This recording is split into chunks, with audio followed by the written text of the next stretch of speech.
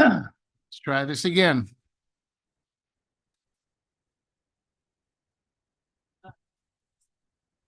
We're gonna finish it.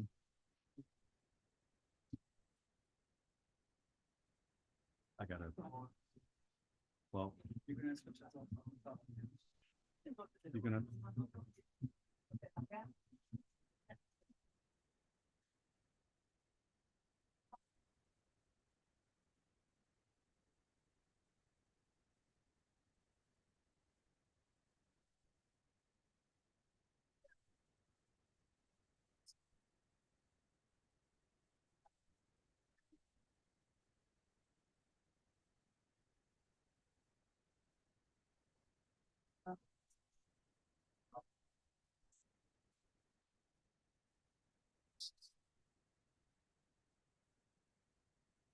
Let me read. This is not a lot. But there is a lag. There's a lag on this. That's not a lot. Get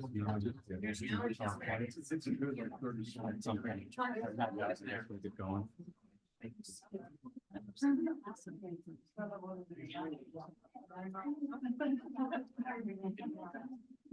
Mr. Chair, we can go. Okay, I do notice that there is a lag in it, pretty extensive, probably a good minute or so. So we can work in the future. Okay. All right.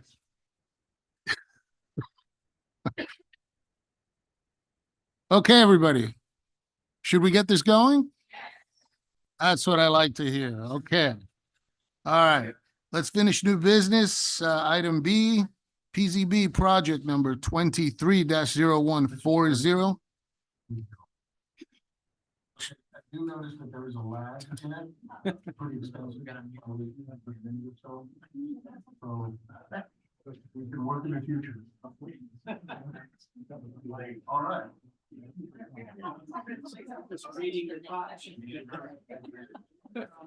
You sound good. Oh, well. That entertaining. We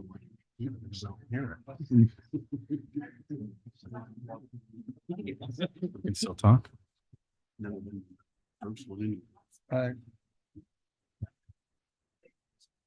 The lag's tough. Yeah, we can begin. I muted the YouTube. We can Okay. still discuss, yeah. All right, we will go through this now. PZB project number 23-014-00-002, a conditional use permit request to establish a daycare and elementary school greater than 7,500 square feet located at 1200 North G Street.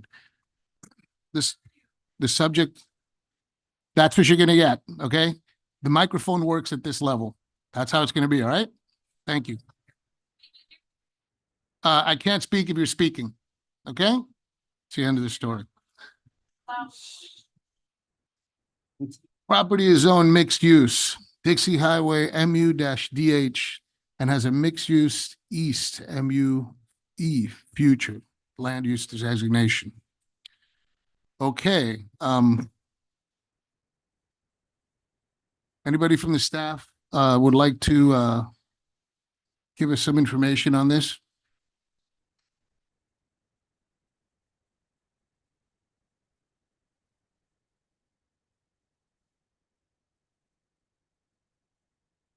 Yes, Mr. Chair. Members of the board, for the record, Scott Rodriguez with Planning and Zoning. The item before you is Pro-Life 1200 LLC's request for a conditional use permit to expand the existing daycare and establish an elementary school greater than 7,500 square feet located at 1200 North G Street. The use application is proposing to expand the daycare use in building 1, remove the indoor storage and add office and elementary school uses. Building 2 will remain the same with the daycare use. The applicant is only seeking the use approval today. The staff report does highlight areas related to parking and landscaping that will be addressed later on through the site plan amendment process, which staff has conditioned. And the application approval will also terminate an existing parking variance that was approved in the 1990s.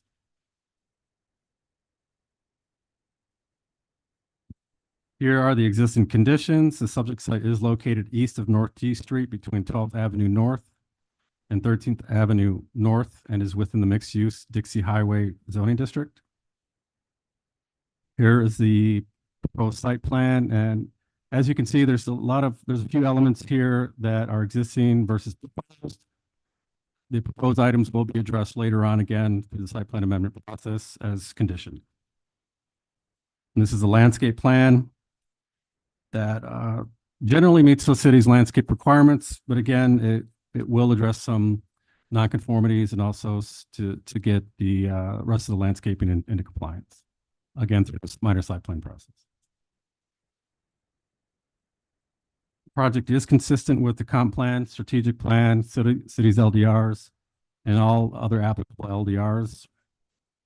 Staff is recommending approval. And these are the motions to consider, and the applicant is here in the hallway. Okay, Mr. Chair, yes.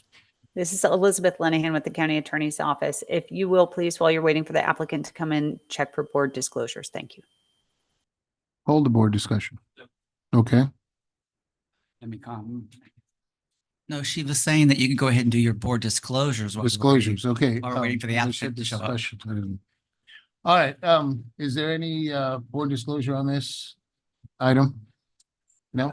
No. Okay, there is none. Okay, sir, would you like to state your name and address if you are the applicant? Miguel Paris, Where do you live? 1200 North G Street, Lakewood. Okay, Eliezer Vallejo, 101 Lake Terry. okay, Daniel Ruiz, 2893 Executive Drive, Suite 118, Weston, Florida. okay. Who'd like to speak and enlighten us on what you're, I can speak. I'm Okay. the designer for the owner, so I can answer any questions that you may have or comments. okay. I don't know about questions. Anybody on the board have any questions for the applicant? I just wanted a little bit clarification because I read in there that the office space is going to be a real estate office. Yes, so the owner has his real estate license, so he wants to make use of that office for his personal business. Is he a broker as well, or? what I will kind of let a- him answer that question. I'm a real estate agent. That's why I'm curious. Why are you going to use Yeah. the space? I'm an agent, but my daughter is the broker. I see. Your daughter's a Yes. broker. Okay. I'm assuming you're going to have some kind of signage for the office? And Yes. you've discussed that with staff already? Signage would just be part of the building process. Right. Okay.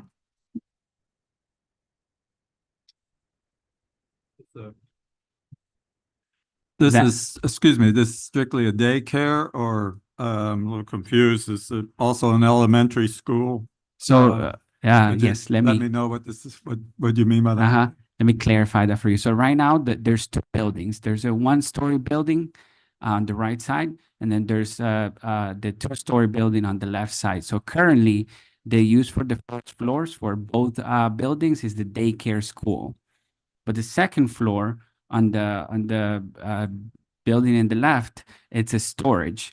So that's what we're and to modify the space, because right now it's just an empty space doing absolutely nothing.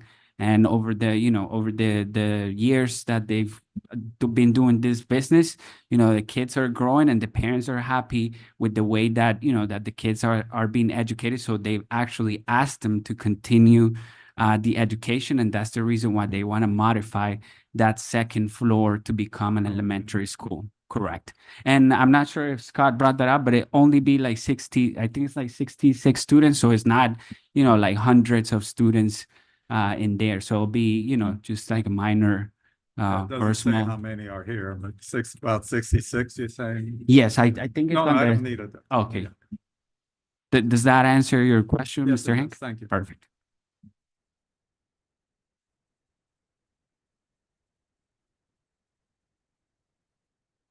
Oh. Yeah, I don't know. I just had a question. Scott, you did mention that there was something in the future that they would be going through another process beyond the permit process. There was something else that had to go with planning or no? Site plan amendment. Right. And just for clarification, the discussion on the number of students is on page 3 of the staff report. And for your reference, I also have slides that show on the first floor and second floor plans. Just, you want to see the rest of those. A lot of the site improvements related to the conditional use permit are going to go through a minor site plan amendment process that the Staff applicant has agreed to. approval. Yeah, staff level, yes. Okay. I understand. Okay. Is there anyone from the public that has anything to add? Okay. All right. Anyone from the board, anything else? If not, I'd like to hear a motion. I'll take it. Okay. I move to approve with conditions of request for PZB project number 23-014-00-002, conditional use permit for a daycare and elementary school based upon the competent and substantial evidence provided in the staff report and in the testimony at public hearing. Do I have a second? Second. Second, yeah. Okay, all those in favor? Aye. Thank you. All right, Thank you all so much. we have. Thank you. Thank you. Thank you. So at this point, we are going back to the unfinished business.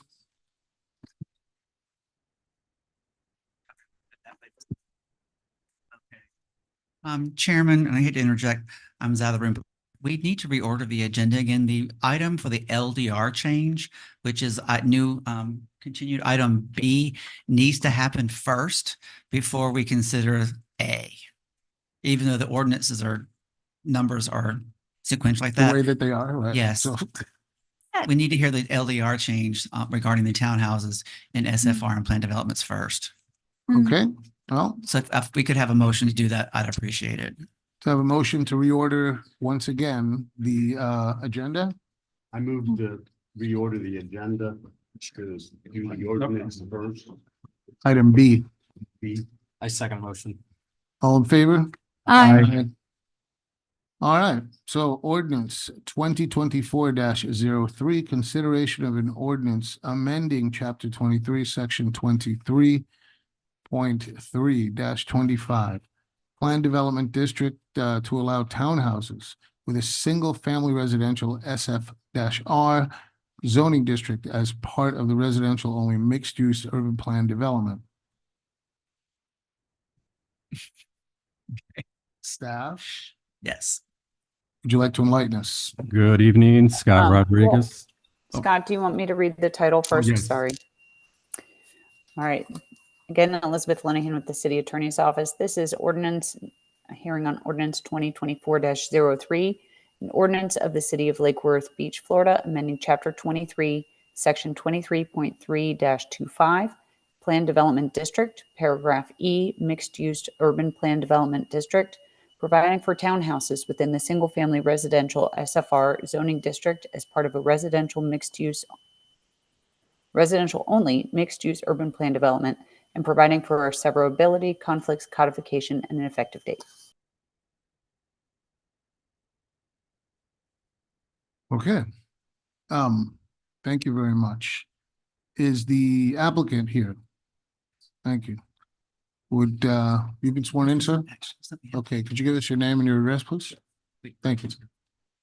Hi, Chris Rayleigh, 4521 PGA Boulevard, Palm Beach Gardens, Florida, 33418. Thank you. Would you have anything you'd like to inform us about, anything on the project? Sure. Are we able to do the presentation?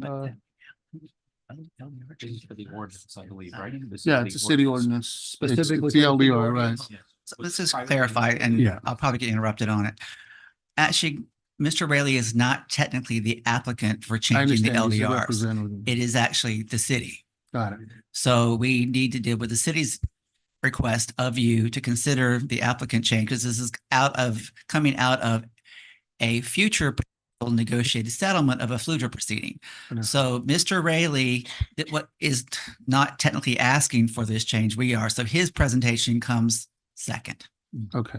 I would just add, William, that this is the land that we're asking for, the land development change that we're asking for, based on Fludra is to do townhomes, but they are single family townhomes. I Understand. think that's really important. They're not a multifamily development, Understand. individual portfolio. Simple. Fee simple Understand. townhome.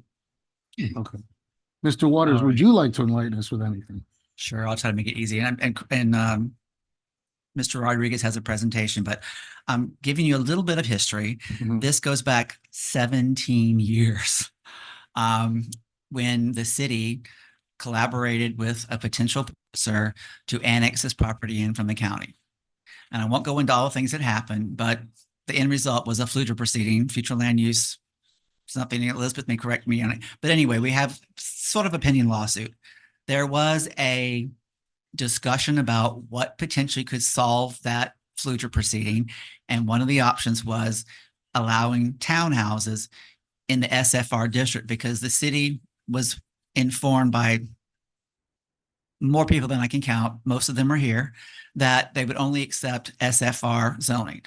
But in order to actually allow for what was provided for in the handshake negotiations that happened maybe 6 or 7 years ago, and Mr. DeSivia was with me in that meeting, and now this one, we have to have an option to allow townhouses, fee simple or whatever, but townhouses are always fee simple, in the SFR district.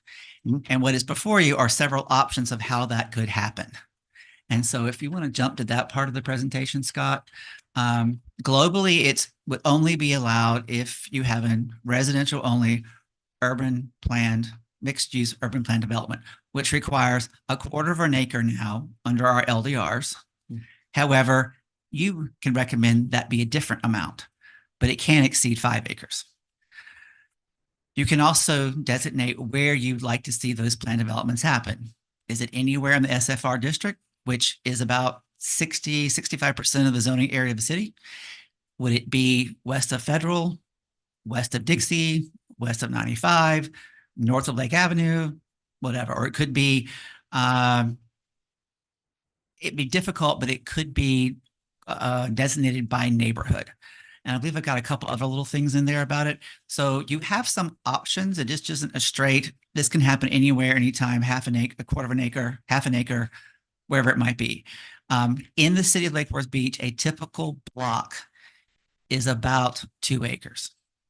So for this to happen, and right now our minimum planned development size is 2 acres east of 95 and 5 acres west of 95. The urban plan district has a minimum size of 1/4 acre, and that can happen anywhere in the city. So trying to lay out for you the options that you might consider. You may not like any of them, and that's okay. You might like some of them versus other ones, but it's here for your discussion. And so we can lay down the recommendation to the city commission. And this will also go to the Historic Resource Preservation Board next week, because they also serve as a local planning agency for changes to the LDRs, but likely this would not be able to happen in a local historic district, because assembling the property would be very, very, almost impossible. Right. So, do you want to add anything else? Okay. So there are your 5 options that we put out as thoughts that you might include as parameters where this option could happen. So where is the first question? The second one is, what is the minimum parcel size? The third one would be, do you have a minimum number of townhouses or a maximum number that you would like to see? On 1/4 of an acre with 7 units an acre, you can figure out it's not a lot of units. However, plan development has several provisions where you can increase the density by 25%, under tier 1 of sustainable bonus. You can also add another 10 units an acre through transfer development rights, and you can tack on another 15% for affordable housing. So you can get in the neighborhood through a planned development in an SFR district in the neighborhood of about 11 or 12 units an acre. Then we have, if the affordable housing program should have more stringent or additional regulations added to it, if this were allowed through that program in the SFR district only. And then how would you like to define townhomes? Mr. Relly mentioned it's fee simple townhomes, but this option would allow us to consider other types of unique housing that could be workforce level or affordable that aren't technically allowed in the city now, such as zero lot line homes, patio homes, villa homes, tiny homes, and quadruplex housing, which is designed where it looks like one great big house, but it's actually 4 units. They're the DeVosta quads, which are all over South Florida, are one of those options where none of the front doors are on the same facade. And there may be other options that may be out there that I'm not aware of. We do have a tiny home ordinance that has been written that you will hear at some point in the near future, as well as a modification to our affordable housing program to allow ADUs, accessory dwelling units, if they are deed restricted. So that is something that may be playing into this a little bit later down the road. So I'll try to answer any questions you might have, and then we can hear from the public.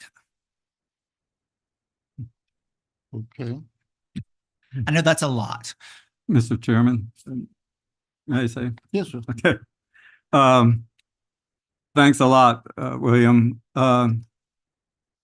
Didn't fully understand half of what you just said because it's just very complicated to people that are don't understand the fact that changing this whole 23.3-25, where you're relaxing and waiving of setbacks, parking requirements, lot dimensions, and lot area requirements mean a lot to the neighborhood.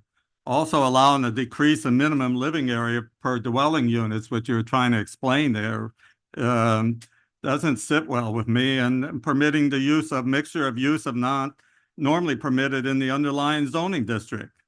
Being it's going to be a citywide ordinance that will affect all of Lake Worth Beach and the many communities east and west of I-95, I really have to disagree with some of this LDR amendment that you're speaking of.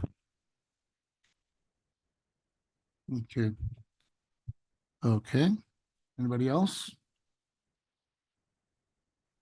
Yeah, I have a couple things. So Yeah. we talked about this previously at the meeting, and as it stands, I definitely would be against it in the broad sense. I appreciate that there's the possibility to amend that, but I'm just not really sure how to do that. I know, especially something this complicated, there's so many different layers to it. A question that I have for you, and I don't have access to it here, but I don't know if we're able to kind of bring it up, but we've got the zoning district of single family, but there's also the future land use. Mm-hmm. And I know that some of the single family is in a future land use that allows single family to family, and some of it is not. Is there any kind of how much of that area overlaps, right? Because some of the single family is in a future land use where it could be changed to single family. Which will be medium density residential, which is the same future land use that the Sunset property has. It's not a large amount of area that it overlap. When the LDRs and the future land use maps were changed in 2012 and 13, we actually downzoned quite a significant portion of the city and made the SFR districts bigger and the SFTF 14 districts bigger. Multifamily 20, multifamily 30 got much smaller. Right. And so the future land use that was adopted at that time allowed for some of those areas to go back to what they were potentially if the flavor of the day changed, which it hasn't so far, to allow those areas to go back to being some zonings that were not, SFR. And most of the areas that I'm really concerned about, kind of the creeping of multifamily into single family neighborhoods, are in the future land use of single family residential. And that's why kind of if we were to exclude only the where the underlying future land use is the medium density, that might be kind of a clean way. But is there a way to bring up the future land use map? Do we have? We can, but it's not going to, it's going to be very difficult because we only can bring one map up at a time. You wouldn't be able to see where the overlap was, where the medium density residential is inconsistent with the SFR below it. But we can create a map and bring it back to you if that's your pleasure.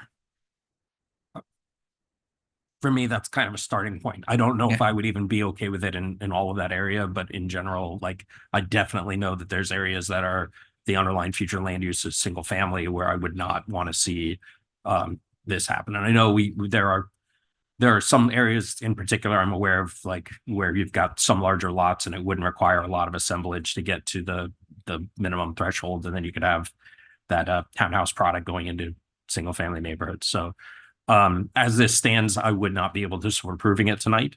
I definitely think that we can find some middle ground, but I don't really know if as a board, we're going to be able to hash that out tonight. Do you have any thoughts on the various 5 options of where it can be limited in some way that you would like staff to investigate more to bring back more information?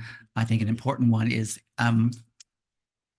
are you more favorable or not if these were located east or west of Dixie or throughout the whole city?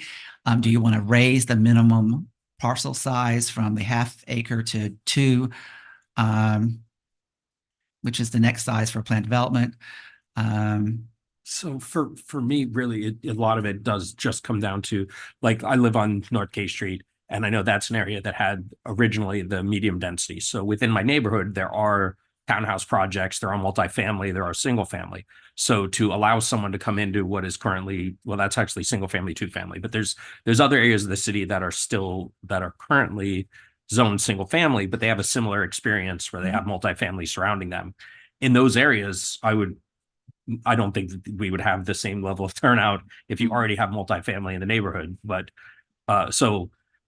it's hard for me to kind of geographically, I just don't know the city, every part of it that well. I know my neighborhood, but I couldn't say east of 95 or west of 95 without really extensive review of those maps.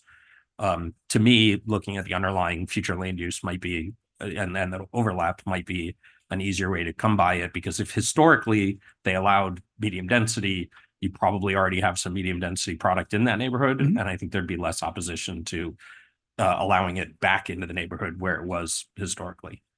So that's my best thought. But at this point, I wouldn't be able to support this. I do agree with Dan. Regarding the 5 options, I don't even know where to begin. I think that the 5 options, I mean, I think maybe that would make for a charrette or something along those lines, but I don't think that we're equipped tonight, or just I don't think we're the best situated party to give you the best guidance on these options for the proposed ordinance. I understand why we're doing it first, but I think we would be able to have a much more academic, open-minded perspective about the ordinance when this issue is not right before us. Right. Understand. Sure. Anyone else? Oh, I just love when Daniel speaks sometimes because it feels very mirroring. So I kind of just wanted to say ditto to that. So thank you. Okay. I just wanted to say a little bit of what we've heard today. I don't, and William, townhomes are sort of I mean, it's a building type, right? So they either can be fee simple or not. They don't have to be always fee simple. The reason is even the fire department, they plot out every one of them to be a single family home, or you could have them all as rentals, and then they're not fee simple and you have to put fire, sprinklers and things into them. So they could go both ways. That makes a big difference to a community one way or another. Well, let's not mix what the building code requires with the LDRs, because the LDRs, what you described as all of them being connected and being under one, would be a multi-family product. We would not count it as a townhouse. In our LDRs, it can only be a townhouse if it's fee simple separate units.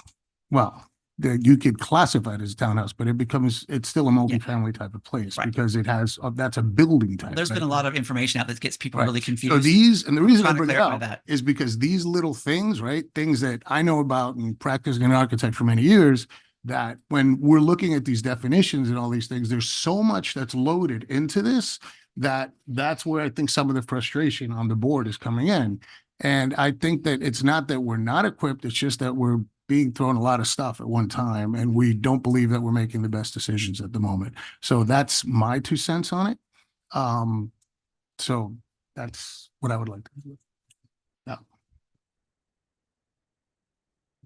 William, in terms of a board action here, is this the sort of thing that we would continue to a workshop, that we would vote down? What's the best way? You have a whole variety of options, and I'm going to give you what my thought is, and then I'll turn it over to Mr. Tisivia and Elizabeth Linehan, is that you could vote to continue it to a date certain. You could write out deny it or recommend denying it, and then it goes to the city commission without a workshop. But I'm sure when it gets to the city commission, they will take into consideration your desire to have a workshop or something or not. You could table it without a date certain and make no decision, and then it has to be re-advertised. But the tabling may be predicated with, oh, we'd like to have a joint workshop with the Preservation Board and ourselves, since you're both going to hear it, and maybe invite the commission to come listen to what your thoughts are. And then we schedule that, have that, something comes out of it, and then we schedule a whole new hearing for whatever comes out of that charrette. Or you could vote to recommend something to the commission in the affirmative with whatever permutations of those 5 options or additional ones if you have them. And then that would be taken to the HRPB and they would hear it. And then whatever those 2 recommendations would be, will go on to the city commission, likely at this stage, May.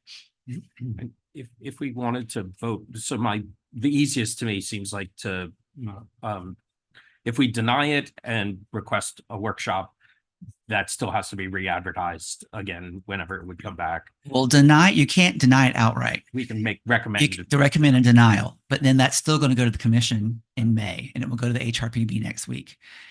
If you table it to a date uncertain and request a workshop and clarify, help me, Elizabeth and Glenn, on this, then we don't have a date. We will schedule the workshop. We'll pull both boards together, invite the city commission if they wish, discuss all the options, and then when we have something that people seem to be able to accept, we'll bring it back to you at a date certain. But it'll be a whole new advertising aspect. Okay. And if everybody is good, then I would like to make a motion that we. I had one last question though. Just for the sake of asking it while it's still on the table, have they considered choosing another location entirely?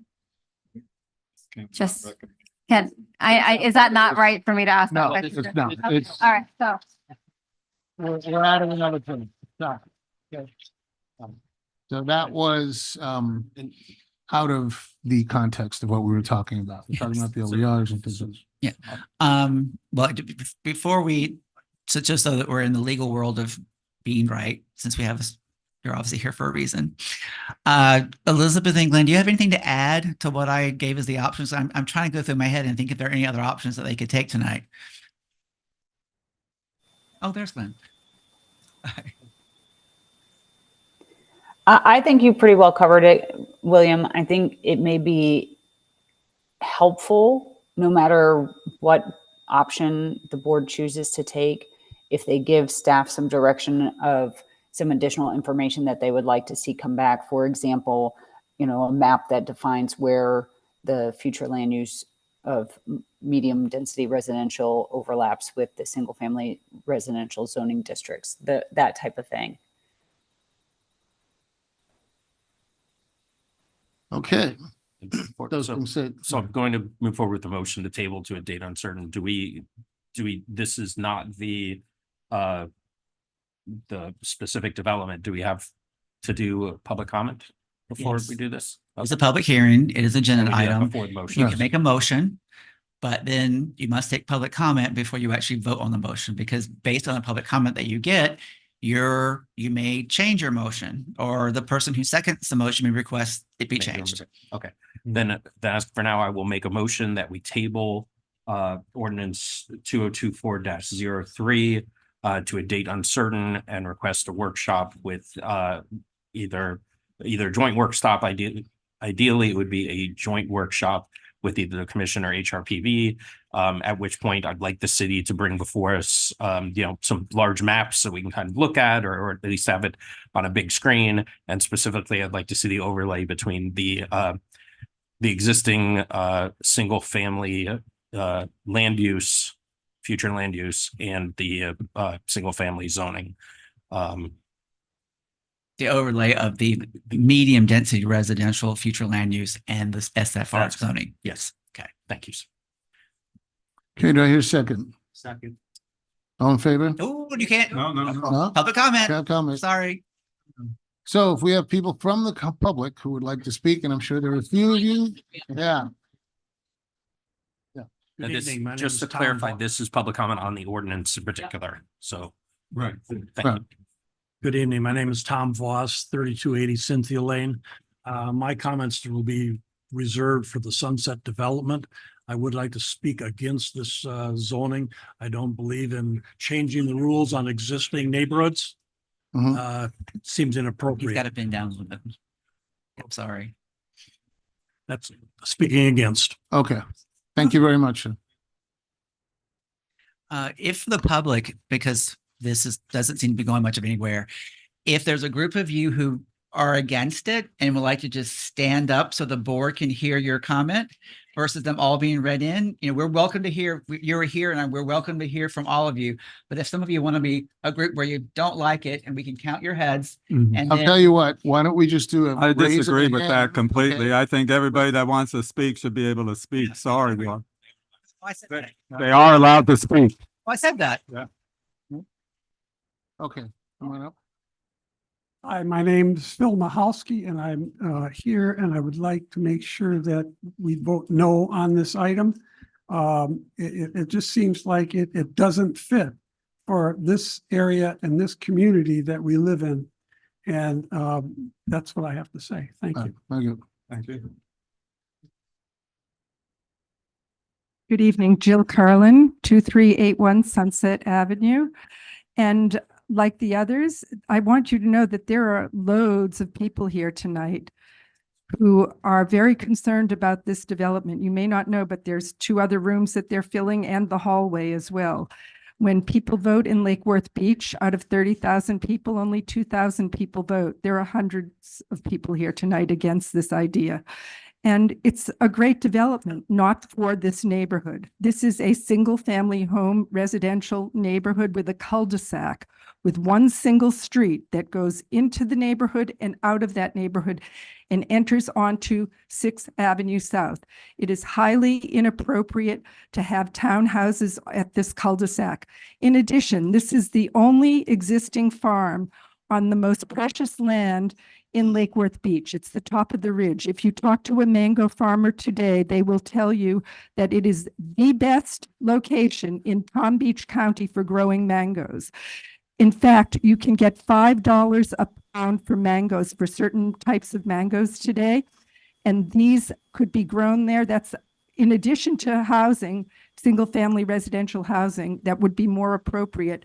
There are 3 farm buildings that are still there. They're in a state of disrepair, but it is inappropriate for townhouses. Thank you very much for the opportunity to speak. There's hundreds of people here that are against this.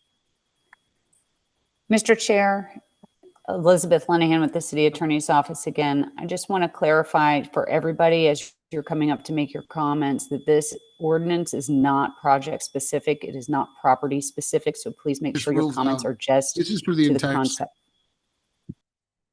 My name is David Sims, 715 North L Street. I'm a longtime resident of the city, but I do not live in the affected area. I live east of Dixie Highway. I would like to urge that you do not vote to change the zoning from single family to townhouses. This could open zoning like this to other parts of the city. There are many single-family places in the city that would not, would be adversely affected if there would be townhouses added to the areas. And I would think that there's single-family homes around that, and I think should keep it single-family. So please vote against this. Thank you. Peggy Fisher, North A Street. I'm opposed to this ordinance. I live in a single-family residential neighborhood that I bought in 16 years ago. I am not alone in this city of owning a single-family home. There are many people in this city who have no idea you are considering this ordinance, which is not appropriate. I will say, I think you should amend your motion and not call it a workshop. At workshops, the public cannot speak. That is the city's rules. So it needs to be called a special meeting if you want to include the residents of the city in your comments. I live west of Dixie. I am tired of hearing, should we put it west of Dixie? People that live west of Dixie are as important as the people that live east of Dixie, east of Federal Highway, or anywhere else in this city.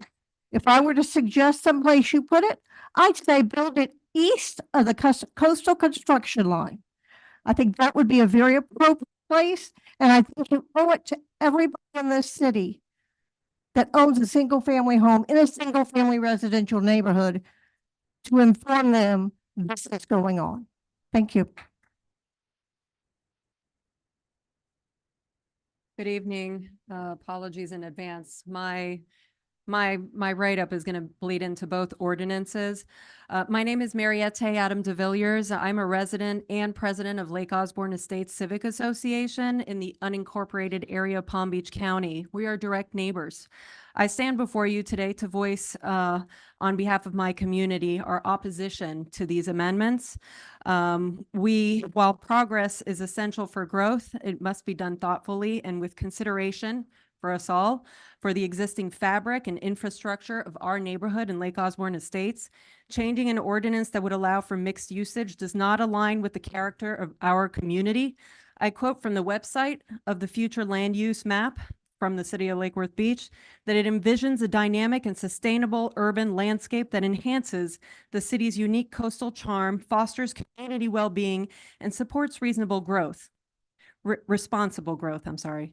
Responsible growth. So the infrastructure in our area is already strained, and the proposed development would only exacerbate the issue. Traffic throughout Lake Osborne area is too much. Our roads are not made for any significant increase in traffic flow.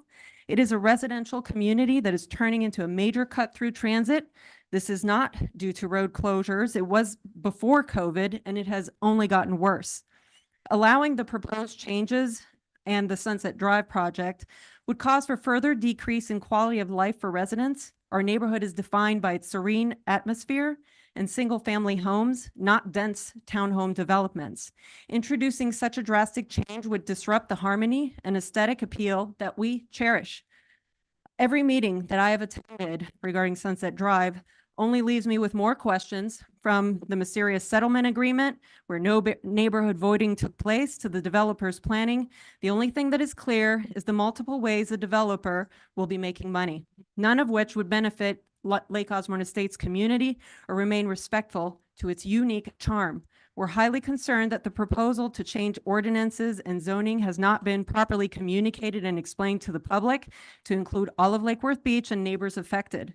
If a property is to be sold in Lake Osborne, we want to see more single-family homes that cater to the needs of growing families and individuals looking to put down roots in our community. That is what Lake Osborne has been about, generations and the memories, not more attached townhomes. Single-family homes contribute to the stability and long-term sustainability of our neighborhood, fostering a sense of belonging and pride amongst residents. We ask that Lake Worth Beach and its board recognize the history and culture of our neighborhood and not cause for damage by approving any project or zoning other than the traditional single-family residential zoning. Nothing else. 3 minutes are up. Thank you. Thank you.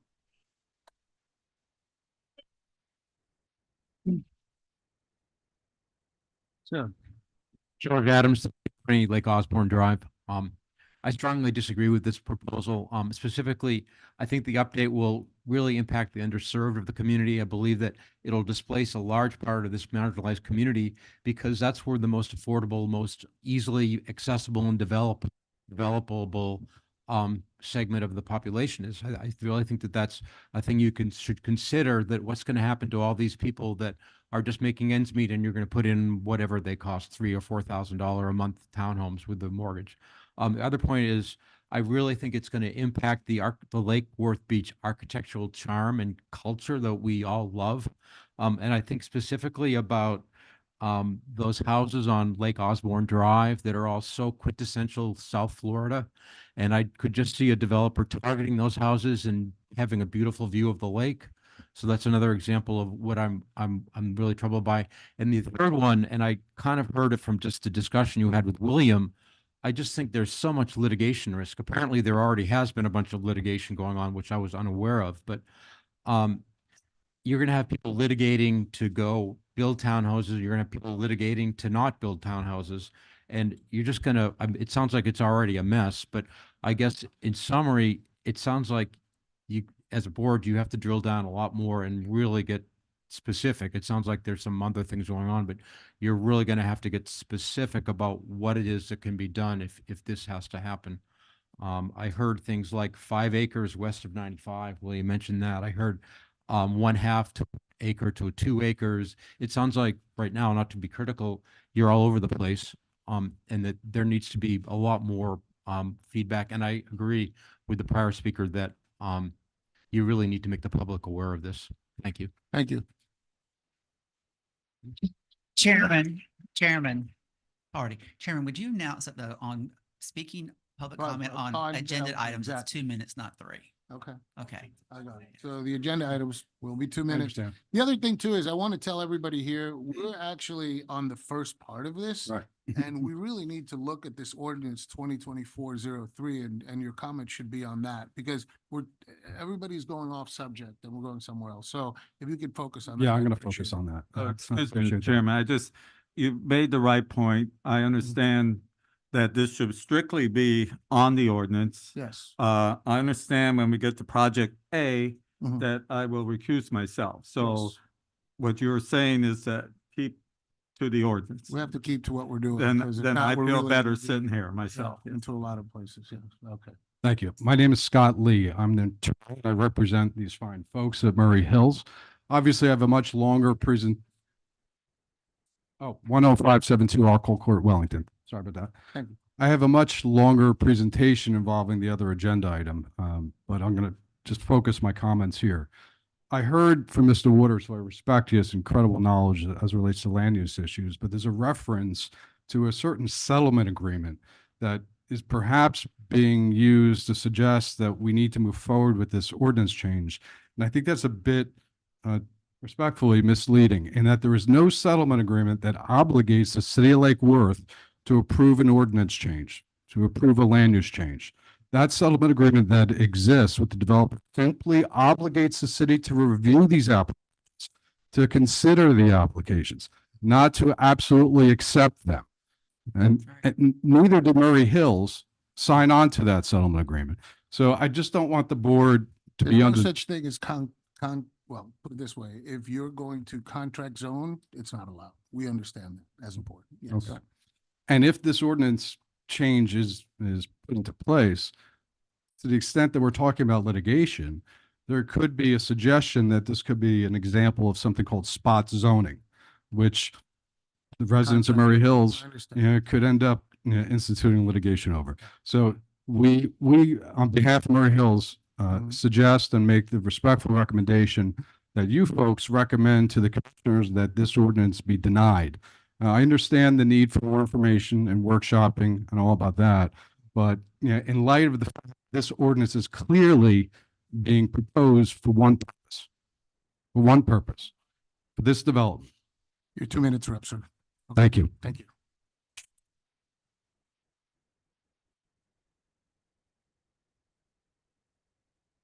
Daniel Morissette. Okay. John Renthal. You're gonna be next to my, Mr. Gates, you're next. I'm stacking them up.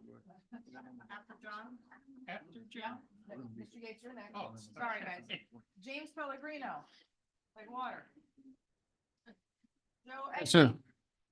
Joe Egley? I think he's in the school. Come on, get in line, just like, you're in this Disney World. Ruth Lynch. Ruth Lynch, is she in here? There you are, okay. And then we'll All go to right. the next stack. Okay. Get off your page. Good evening. My name's Bill Yates. I live at 3120 Cynthia Lane in Lake Worth Beach. My concerns about this ordinance are that it's, number one, a significant change in Lake Worth Beach. And it seems as it was presented, it's to be considered without broad public knowledge and commentary. And that really concerns me. If you were to pass this ordinance, then we would end up with townhomes in a single family residential area being a by right kind of zoning, where given if that happened here, we wouldn't even have a voice. I think that's a major mistake. This should never fall into a by right classification. Finally, I just wanted to share with you, I have spent most of my adult life working in the U.S. Departments of Justice and Homeland Security. And if there's one thing I learned, it's that when you administrate laws, do it in the daylight, do it where people have a voice. Don't take away the voice of the people. Thank you. Thank you.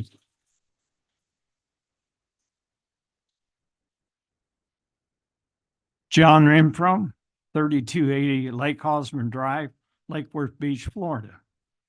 What I am against this ordinance is if you change the zoning in such a way, that means developers could come into single-family homes and buy 3 or 4 of them and pretty soon change it in such a way that they could build townhouses there in a single-family neighborhood like what we see in that area.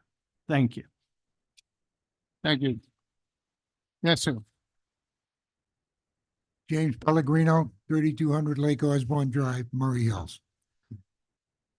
I've dealt with spot zoning up north, and it never it comes out good. There's always too many ramifications. Each spot in this city is valuable. And if you change the ordinance to encompass the whole city, you're going to really change the character of a lot of neighborhoods.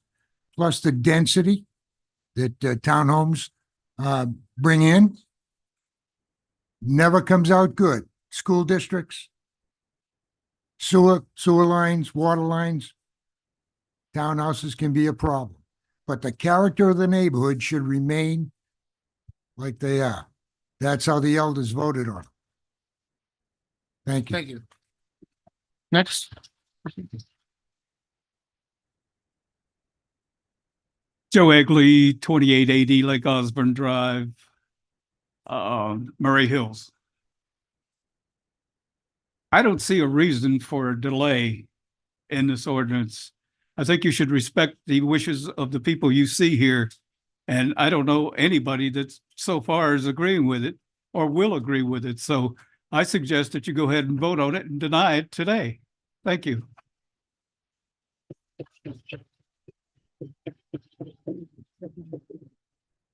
Ruth Lynch, 2802 Lake Osborne Drive, Lake Worth. I asked the board to deny any townhome development in a single-family home community because it does not meet the LDR's land development requirements. And in the Lake Worth Beach Code of Ordinances, section 23.1-3E, they would not, I quote, preserve residential properties to assure the future development will be in conformity with the foregoing distinctive character and with respect to type, intensity, design, and appearance. I asked the board to deny any townhome project in a single-family home community because townhomes are not single-family homes. They are incompatible and simply out of character with the rest of the existing unique old Florida-style neighborhoods we have in Lake Worth. And it would negatively impact the quality of life of all our Lake Osborne Heights residents and thousands of residents all around Lake Worth Beach. Please deny. Thank you very much. Renee Schwab? Renee, you know going? Okay. Anthony Pavona? Nope. Spida Saverno Mazzo? I'm killing these names, sorry guys. Jane Schumacher? Thank you. Then Mr. John, you'll go behind Miss Jane. Mr. Ramirez, Ms. Ramirez. Eddie Ramirez? Ellie Ramirez? In the hallway. Mary Adam? Mary Adams, hallway, and Daniel Morissette. Yeah. Jane Shoemaker, 3402 Cynthia Lane, Lake Worth Beach, Florida. I'm opposed to this new type of zoning. I don't think townhouses belong in a single family zoning area, but I also want to caution you, if this zoning is applied, it should then be exempt from being capable of having affordable housing and workforce housing and all the other extras. Because then you're not approving 7 per acre, you're approving 10 to 11 per acre. And once you approve the 7 per acre, it seems like you have no control that this other extras get added on. And that is a deep consideration because you're talking about a whole different density level. And again, we're west of 95, 5 acres. I discourage this zoning in Lake Worth Beach. Thank you. Hi, guys and ladies. Dr. John T. Lynch, also known as Terry. I'm a 48-year resident of Lake Worth, owner of Lake Osborne Animal Clinic, current resident of 2802 Lake Osborne Drive for the past 30 years. I strongly recommend denying this high-density project in our neighborhood of single-family We're homes. focused on the LDRs. We're focused on the other. Yeah, I got it. Okay. But I had this all written before, so Yeah. and I'm real nervous, so I gotta follow my Next program. item. Anything above 4 to 5 homes per acre, which is our current standard, should be denied, as well as any other projects in Lake Worth with high density in single-family neighborhoods. This is Lake Worth, guys. It's not Wellington. It's not Boca Raton. Let's keep it simple here, okay? That's what people like about Lake Worth, okay? As far as that. My wife Ruthie and I have a 1 acre lot. There's 1 house on it in this neighborhood, okay? If my kids want to sell it and put 10 townhouses on it, more power to them, but I don't recommend it. Deny this thing tonight. Thank you.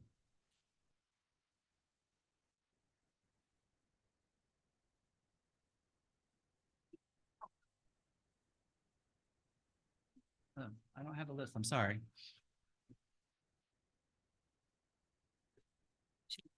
Renee Frost or Anthony Vivano. But they were Tony. Renee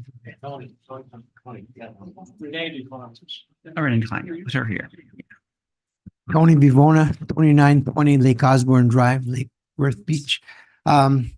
I don't understand what this is all about. It's got a zoning for single family. Just build single family homes. Yeah. Try these one more time. So Daniel Morissette. Next one. Vita Maza.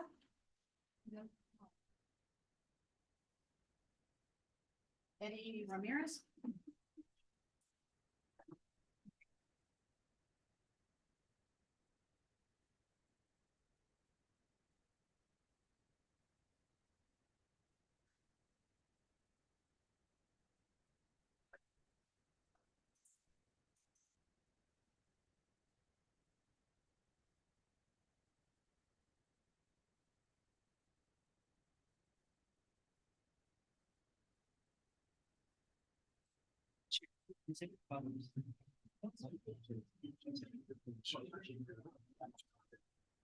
This.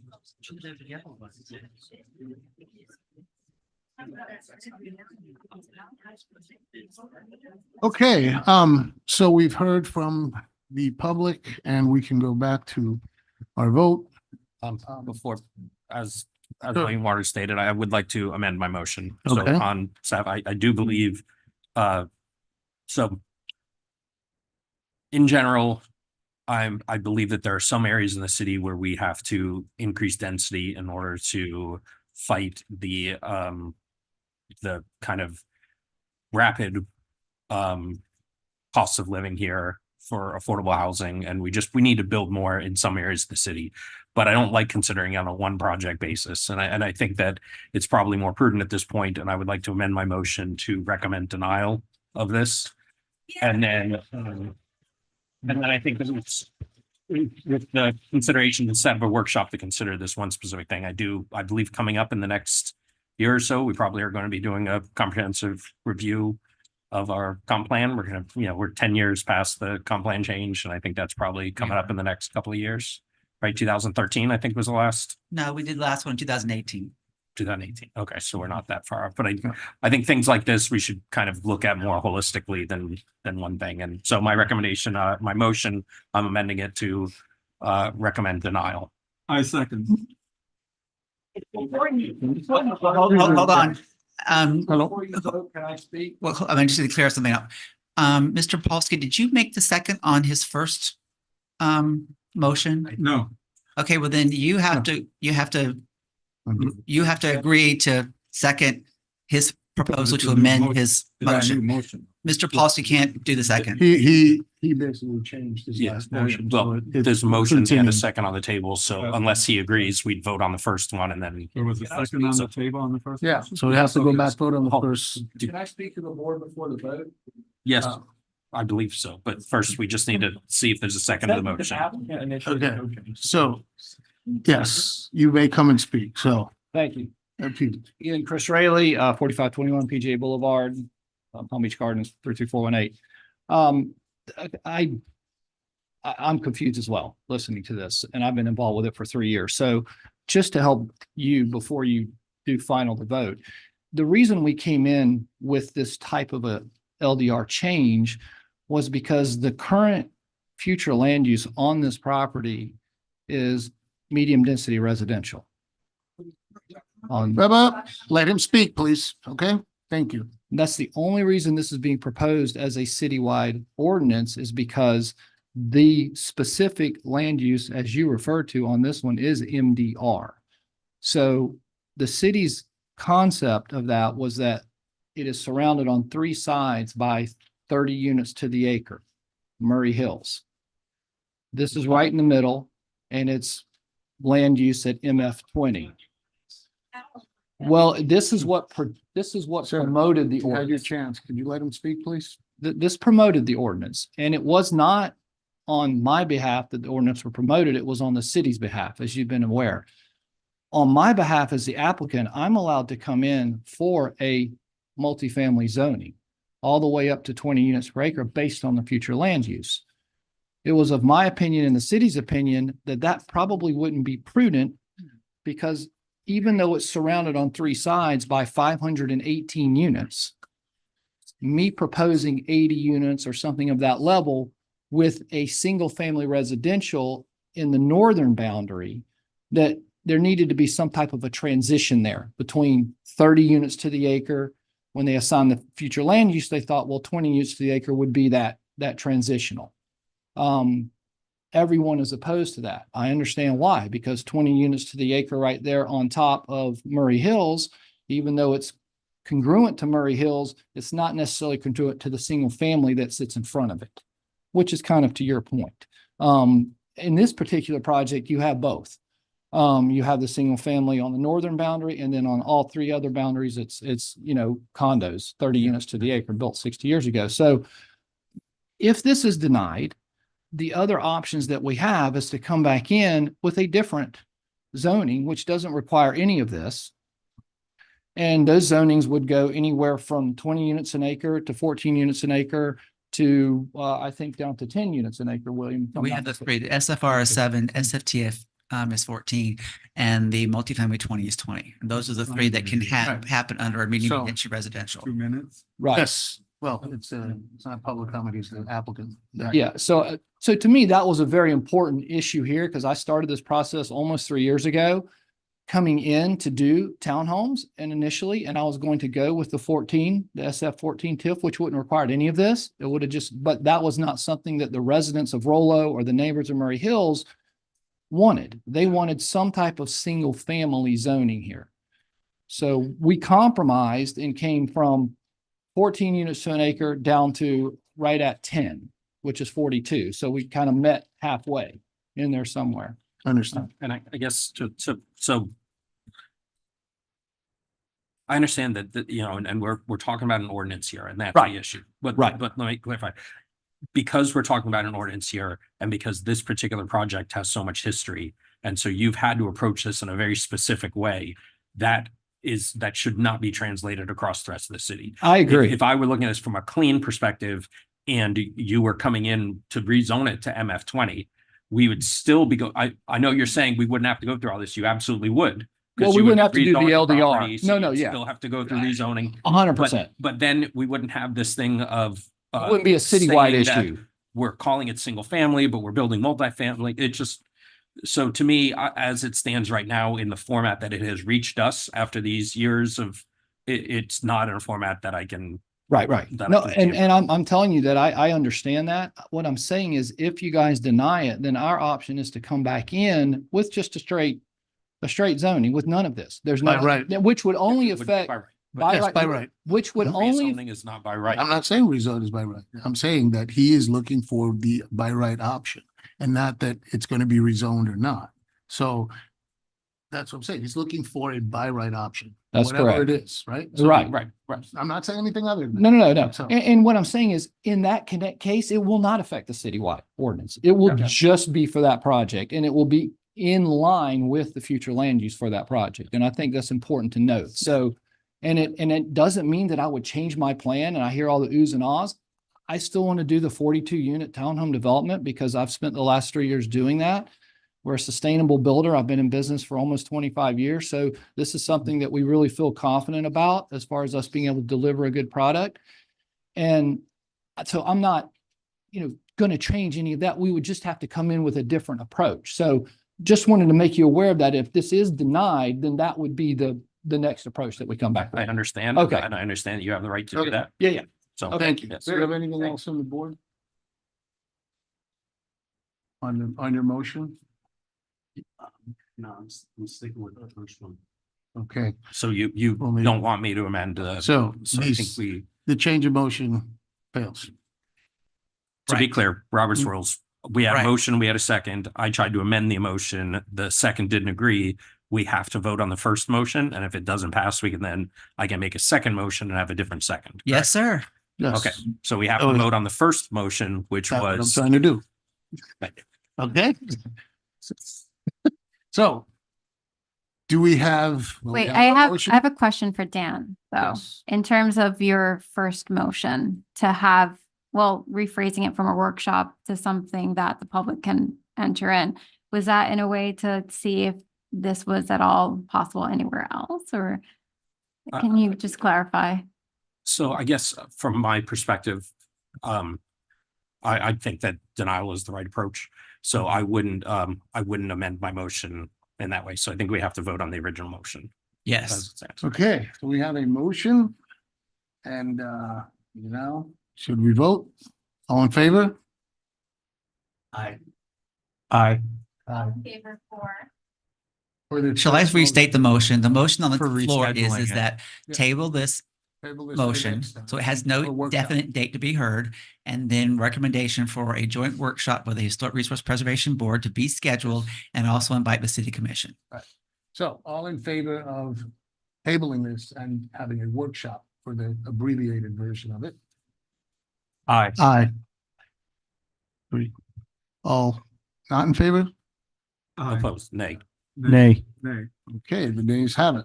And then. Okay, so we need. The three group there in the middle Was are ayes, the other nays. Yeah, we have So three. I would then like to make a motion to Mm. deny So I'm making a motion to deny or to recommend denial of ordinance 2024-03. Okay, do I have a second? All in favor? Aye. Aye. Aye. Oh, not in favor? No, no. 2 no. Okay, the motion is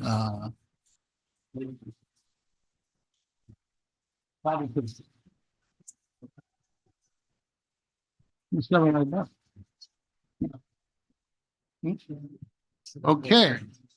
So do we hear the next one? You actually kind of have to. Yeah.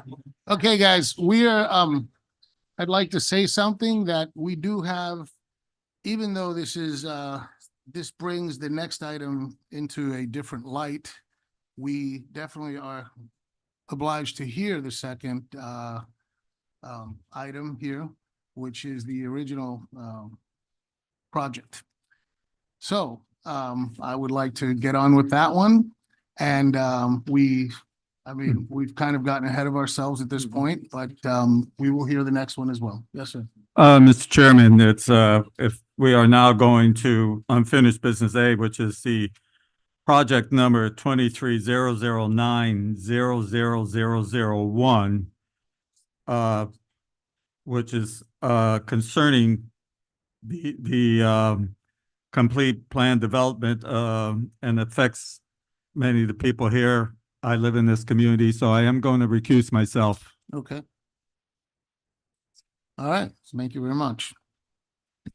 So on with unfinished business, item A, PZB project number 23-009-00001, ordinance 2024-02. A request for residential only mixed-use urban plan development, major site plan, conditional use, sustainable bonus incentive program, affordable workforce housing program, transfer development rights and zoning, and map amendment of the project commonly referred to as Sunset Drive at 826 Sunset Drive to construct 9 townhome residential structures that are 2 stories in height, with a total of 42 units.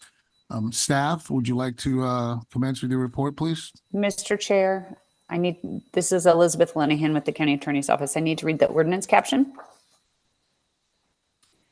This is ordinance number 2024-02, an ordinance of the City Commission of the City of Lake Worth Beach, Florida, amending the official zoning map by approving zoning designation of single-family residential SFR district and approving the creation of a residential-only mixed-use urban plan development district located at the southern terminus of Sunset Drive to construct 9 townhouse buildings with a total of 42 dwelling units, as more particularly described in Exhibit A, with an existing future land use designation of medium density residential MDR, subject to specific development standards set forth in Exhibit B, and conditions of approval set forth in Exhibit C, approving a density bonus incentive through the city's sustainable bonus incentive program, transfer of development rights program, and affordable workforce housing program, approving a major site plan for the development of a residential-only mixed-use urban plan development, providing for severability, conflicts, and an effective date.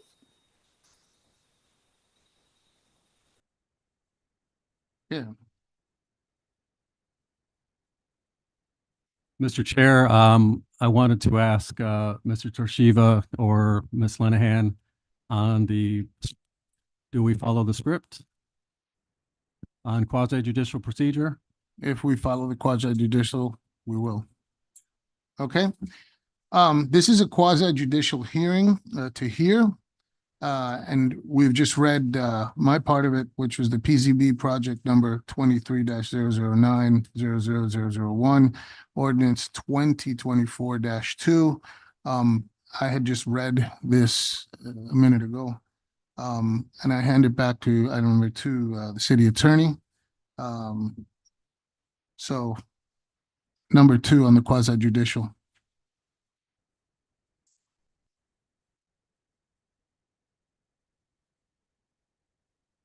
So as this is a quasi-judicial hearing, the hearing must be fair in 3 respects: form, substance, and appearance. All board members must disclose if they have or really believe to have a demonstrated bias or prejudice for or against any party in the hearing. B, a direct or indirect monetary interest in the outcome of the hearing. C, a prejudgment of the issues prior to hearing the facts on the record. Or D, any ex parte communications or personal investigations, including conversations with city staff. You all know if you answer any of these yes, you also have to state whether you'll be impartial. We already had Mr. Posky indicate that he will step down and has recused himself. Do any of the rest of you have a yes on any of those, or? I have a disclosure, too, actually. I visited the subject site. I saw all the signs around it that the neighborhood had put up. I also I spoke with a resident. I don't know if I need to give his name. He was against it. So do I need to list that? It was a phone call, it was an ex parte phone call. And my question would be, are you still able to serve as an impartial hearing officer and make your decisions based on the facts? I believe so. Thank you. I wanted to also point out that I was also in the neighborhood canvassing, as we all know, the mayoral election coming up. And that was one of the main topics. But of course, I let the person know that, of course, I'm on the Planning and Zoning Committee. I will not provide my opinion or my answer, and that I will be here, and that I hope to see everyone here. And I'm glad you all came out. So thank you for that. And you also would be able to serve as an impartial hearing officer and Absolutely. make decisions on the facts. Okay, Yes, thank you. I visited the site, and I did talk, I had a concerned citizen call me, but I'm impartial. Okay, and you're able to make a decision based on the facts that are presented to you. Correct. Thank you. Anyone else? Thank you all very much, Mr. Chair. It's all yours again. Okay, it's my understanding that in addition to the applicant, we have 3 affected parties who wish to be heard. All of those giving testimony, please raise your right hand and be sworn in by the board secretary.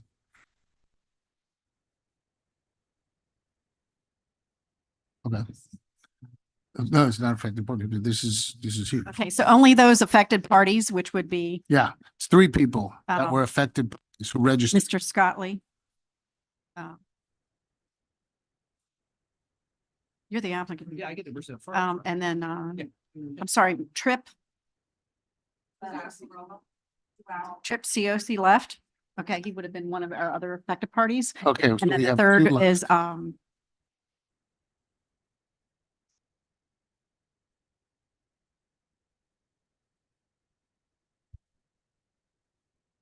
So everybody knows the affected party would have had to register as an affected party? Okay. Interested party is different from affected party. Affected parties are registered in advance, and we have one other affected party, Okay. Nicoletta. That's it. Okay. Nicoletta. So please stand and raise your right hand. You swear and affirm the testimony you give will be the truth, the whole truth, and nothing but the truth. So say yes. Yes. Yeah. Thank you.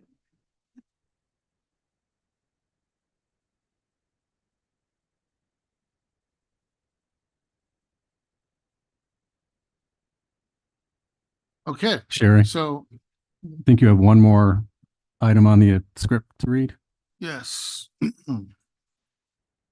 Well, it's the board secretary, board chair. Okay.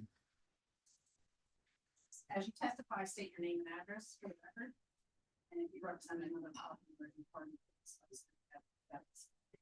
Okay, I'll need to state the following. Under the quasi judicial rules, we will hear from the city first, then the applicant, then the affected parties. We will hold questions until after presentations. When called, please state your name, the name and address of the property you're speaking on behalf.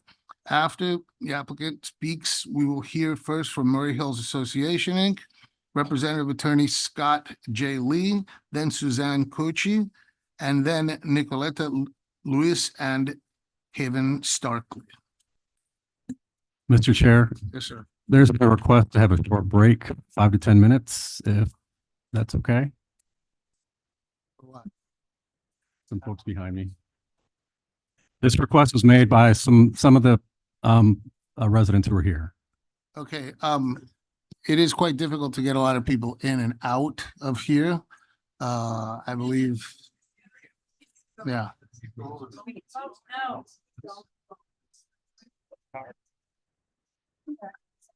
I would say that we continue the meeting because it's just going to become more chaos. Okay, longer time. Thank you.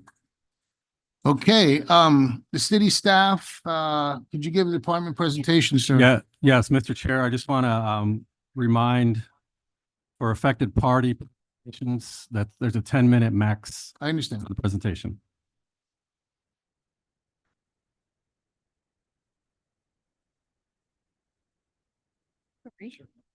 All right, good evening. For the record, Scott Rodriguez with Planning and Zoning. The item before you is Chris Rayleigh's request for a residential only mixed-use urban plan development. Major site plan, conditional use, sustainable bonus incentive program, affordable workforce housing program, transfer of development rights and zoning map amendment for the project known as Sunset Drive. The site is located at 826 Sunset Drive, and the request is to construct 9 townhouse residential structures, 2 stories in height with a total of 42 dwelling units. This presentation is a continuation of the January 17th meeting.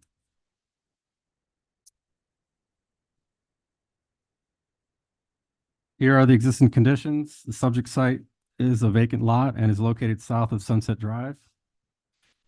On November 14th, the applicant held a meeting with neighborhood residents at Lake Osborne Church. At that time, the affidavit and noticing requirements did not meet LDR requirements.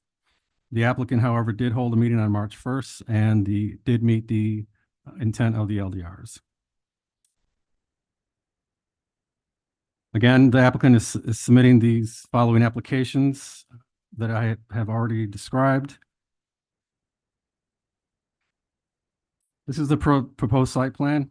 The applicant is proposing a residential townhouse development on a 4.0717 acre site to construct 9 townhouse buildings with a total of 42 dwelling units. The site is configured with those buildings that would be accessed from a new residential loop street. The development will include a covered workout pavilion, dog park, flexible recreation area, and a pedestrian circulation system. These proposed building designs are contemporary with exterior finishes including wood look cladding, stucco, and brick veneers, and the buildings will each accommodate up between 4 or 5 units throughout the development.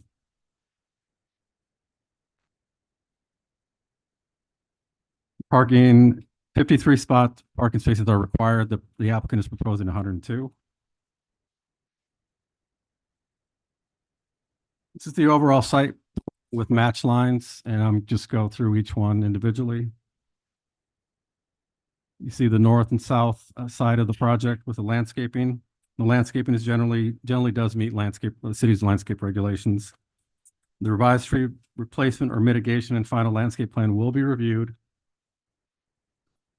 for compliance with another minor site plan application.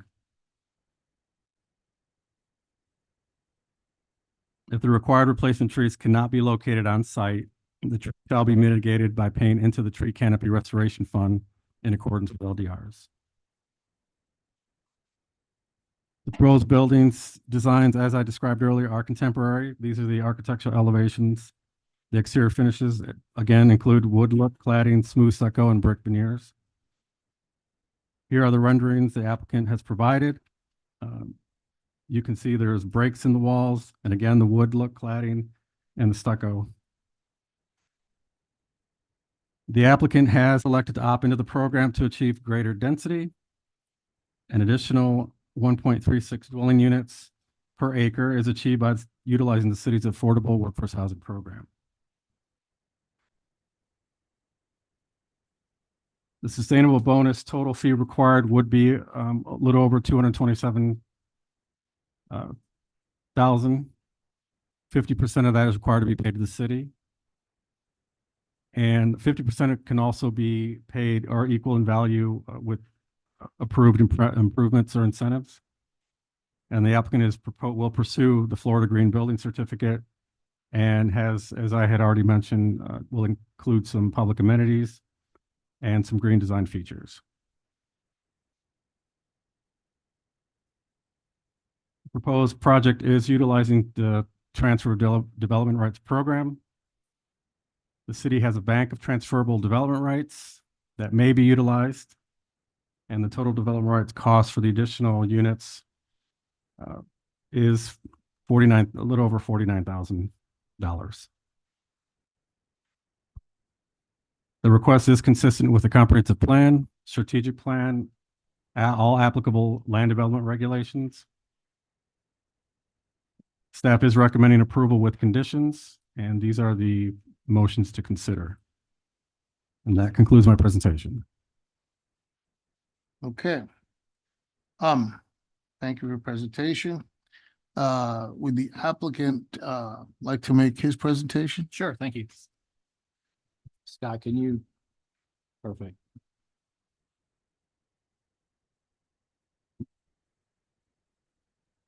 Mine will be quick. Scott did a good job of going through everything, although with the denial that just happened, I'll make a few changes in the presentation here while we're standing here, and I'll inform you what those are going to be with regard to what we're going to be looking at. So this is a project. It's the continued from January 17th. You can go to the next slide, Scott. Again, my name is Chris Raley, 4521 PJ Boulevard, Palm Beach Gardens, Florida, 33418. My company is Sustainable Construction Group, SCG Florida. Been in business for about 18 years as SCG. I've been building for a little over 25 real estate development throughout the East Coast, primarily in Florida. I've resided in Florida since 1990 when I came to graduate school, University of Miami. Our partners in this are WGI, our planner, civil engineer, and landscape architect. Our housing architect is Dittman Architecture, a sustainable architecture firm, and our traffic engineer was Juan Ortega, JSO Engineering on the traffic side. Okay, thanks, Scott. You guys know the site, and we can keep moving. Again, pointing out that right here is important. We're surrounded by MF30 land use and zoning. And then on all three sides, and then the single family is in the front, keeping in mind that the area shaded in white is still in the county. That part was not annexed. So those houses are still in the county under also a residential zoning. So we have actually about 8 houses that we touch that are residential, and everything else that surrounds us, the 518 units in Murray Hills, are condos. Go ahead. Summary of the property. William did a little bit of this, but the underlying sellers bought the property back in 2006. It was annexed under some conditions for medium density residential. In August, the city reversed that land use and the zoning approvals. And then in 2018, they updated and revised the comp plan, the future land use map, and the zoning for the entire city. And this project was moved back to medium density residential, allowing for up to 20 units per acre. However, the city did not adopt any specific zoning for the property. It doesn't have any code compliance issues. And we went under contract in May of 2021, began working with the city to try to figure out what would be the best solution with the property owners, the local community, and to negotiate an acceptable site plan and zoning that would also satisfy the ongoing litigation that started back in 2006. Which is the settlement agreement. The settlement agreement is between the city of Lake Worth Beach and Sunstreet Drive Holdings. I am a joinder and consent on it as a contract purchaser. The settlement agreement provided for the following, which is what William went through and Scott just did as well on the 42 residential units falling under the SFR zoning. So my application was based on this. My original intent was to come in under a different zoning, which is the SFTF 14, which would have allowed for me to have up to 14 units per acre. I was still going to do the 42 townhomes. It was just, we were going to use that zoning because it wouldn't require a city ordinance. It wouldn't have required a change to the land development regulations. It would have been falling under the existing land use. And it would have been half of the density that would have been allowed under the MF20 land use, which is 80 units to the acre. So that is what I will come back with now, since this was denied. So we'll reapply under that zoning, and then you guys will be able to vote directly on that. The rest of this will not change. And I'll work with the city to make sure we do what we need to do to accommodate that. So that way you guys don't need a workshop. This will be very straightforward. It's MDR, which allows for up to 20. We're coming in at actually at about 10.5. While a lot of it was for your project, I think we still have issues that we have to deal with in the city about the map and the future and everything. No, for sure. That's what I think Yeah. one of my colleagues was talking about. So just to be fair, I agree. it's bigger than you, man. I totally agree with that. I agree with the denial. I think that's the right decision, just so you know, because for me, it made more sense to do straight, because Right. then that way it's not spot zoning. I'm going under the land use. Yeah. And I'm not asking the city to go Right. look at the whole citywide Right. plan with overlay maps. I mean, that's a lot. And I think the board just needs to follow up on all that. Absolutely. That's No, what for I sure. think a lot of Dan's And issues. somebody else might come in with this, but for this particular project, I'm Right. just going to stick with what. There'll be others. Right. I understand. Okay, so go to next. Yeah. So all of this will change. Almost the major site plan approval will still be something that's there, but all of this will look different. So we can skip this slide. This will stay the same. Scott went through this a little bit, but this is what we're doing. Our max building height is 30 feet. We're only going to 28, which is the same as a 2-story single family home. So we're not exceeding any height issues other than if you still had a single family home here would have the same height. The parking, we're required to have 53. We're doing 102 because the residents had brought up that they didn't want anybody that was living in our community trying to park on the streets that were coming in or a street that was coming in. So we put as, the many parking spaces as we could with the intent. However, we will limit the number of cars that the residents can have because we do not want an overabundance of that. We're a sustainable construction group. We do sustainable development. We promote hybrid vehicles. We have actually electric vehicle chargers in the neighborhood as well as part of that with our solar powered program. We've dealt with the city on the utility department with the solar. They're excited about that. So we're doing permeable. So our impermeable surface coverage is much less than the 60% maximum. The only thing unpermeable will be the street, which will be dedicated back. The driveways will be permeable. Everything else is permeable. We have a maximum structure coverage of 40%. We're only at 20%. So we're at a half.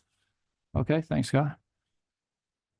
We hit every box when we looked at this. Okay. This is 3 years of work. I'm an industrial engineer. I have a structural and mechanical background.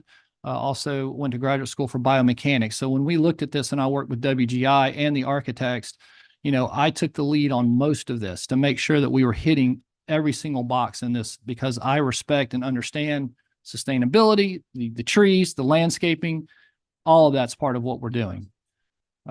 Scott, you want to go ahead? No worries. You've seen this. This is what we're doing.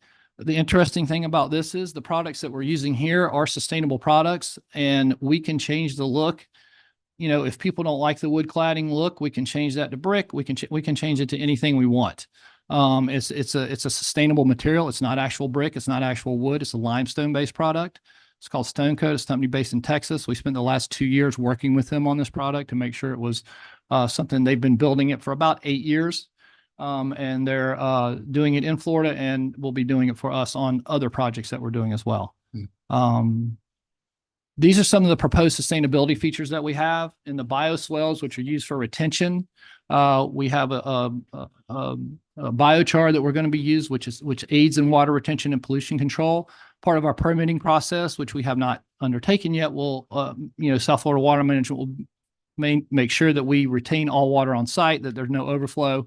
The site now has water overflowing into Murray Hills and into the surrounding residences. So we will solve that problem when we do the development. We're very cognizant of that. We're going to use rain collection tanks for irrigation. We have patio gardens that will be irrigated with those rain tanks in the dry season.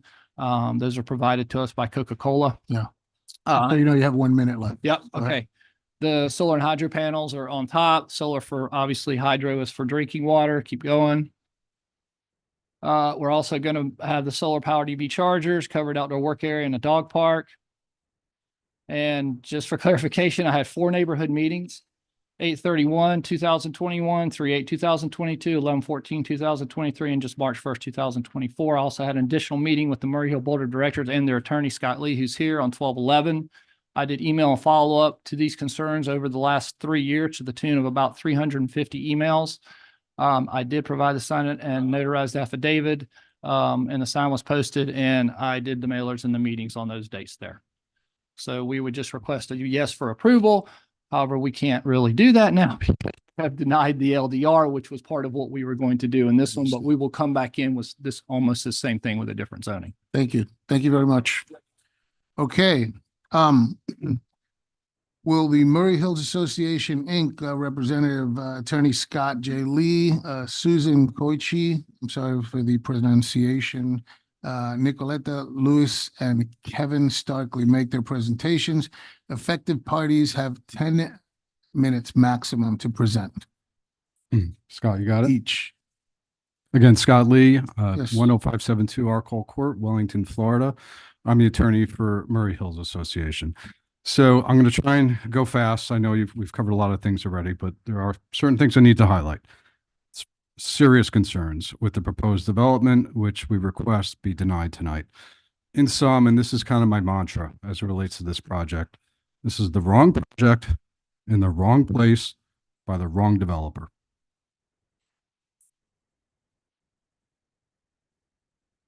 Kind of simple, but it sums it up. Slide 2. So you guys probably know a lot of this already, but I'm going to highlight it. Murray Hills is a retirement community with 518 condominium units with thousands of residents. I think they're all here tonight. Many of whom have lived in the city for decades. The enormous group of senior citizen residents would be the most group as a result of this proposed development. As you can see from the turnout tonight, there's deep-seated concern and objection to the project. Slide 3.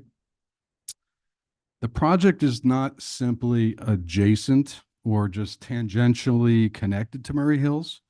Rather, slide 3 shows you how the proposed project is essentially being wedged into the heart, right into the center of the Murray Hills community. Just look at that picture.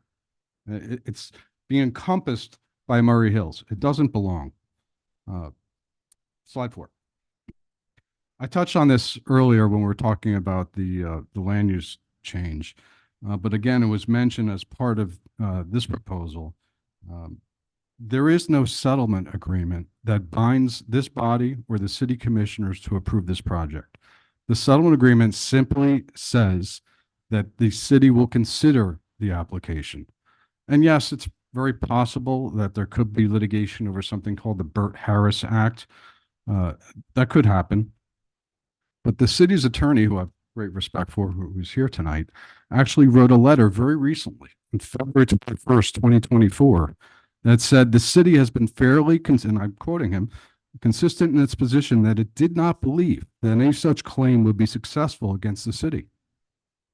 So all of this talk about a possible lawsuit or litigation, it really is much ado about nothing if we're going to take the city's attorney at his word that any potential lawsuit really would be without merit. I also want to make crystal clear, I think I said this earlier, Murray Hills never joined into any settlement agreement. We're hearing a lot of fast talk about this settlement agreement, and Murray Hills is kind of being lumped in, seemingly, as a party that's joined in and agreed and acquiesced to the terms of a certain settlement agreement. That's not correct. But most importantly, it doesn't bind this body or the city commissioner to approve the project. Next slide. Elevation issues. So again, aside from being wedged into the heart of the community, the developer's submittals to the city, in all honesty, kind of failed to capture the topography of the development in relation to Murray Hills. The proposed project, as it's misstated in the application, is not just slightly elevated. Those are the words that the developer uses, that this project is slightly elevated in comparison to the Murray Hills community. The project would essentially tower over Murray Hills, elevated by approximately 30 feet, and potentially more if we're including rooftop gardens. So that really has to be considered here. This is not just a matter of approving a project that happens to be next door. In fact, it's not just next door, it's wedged in. But the topography here has to be taken into consideration in terms of the towering nature of this proposed development in relation to Murray Hills. Next slide, please, Scott. the development application also suggests that there's going to be removal of dozens of trees, dozens. And we've heard a lot of talk about sustainability, and I'm all about, promoting environmental sustainability. Wave of the future, it's the right thing to do.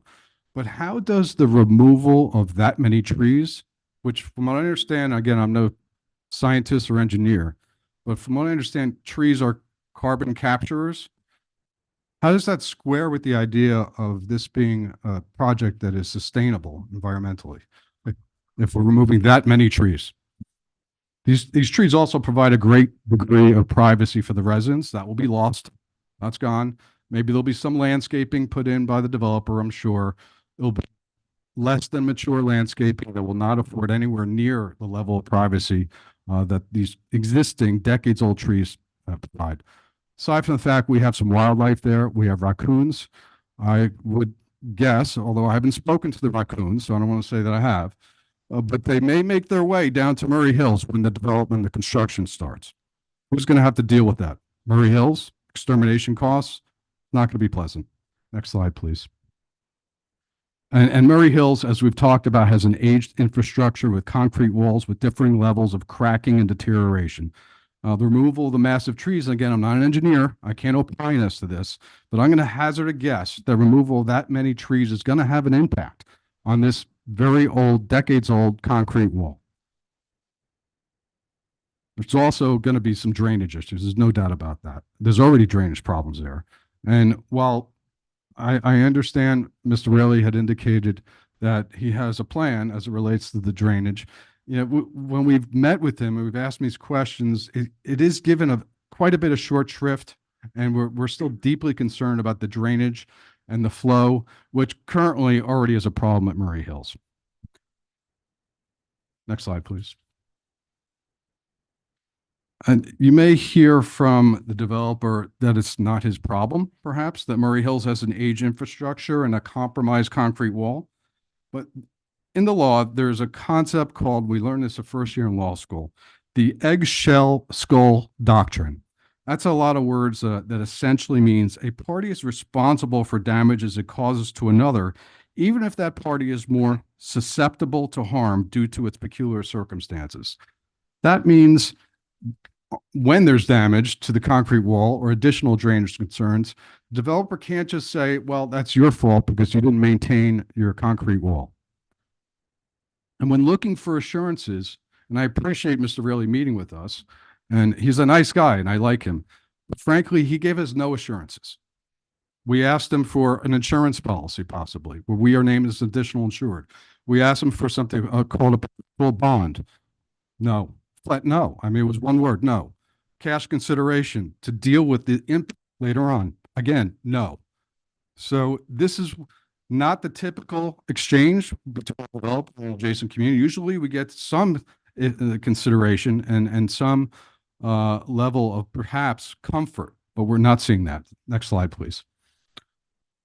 The developmental application is also misleading in terms of what this project will be and who will benefit. This is very important. Let's be very direct here. This community is going to be a rental. It's going to be a rental community.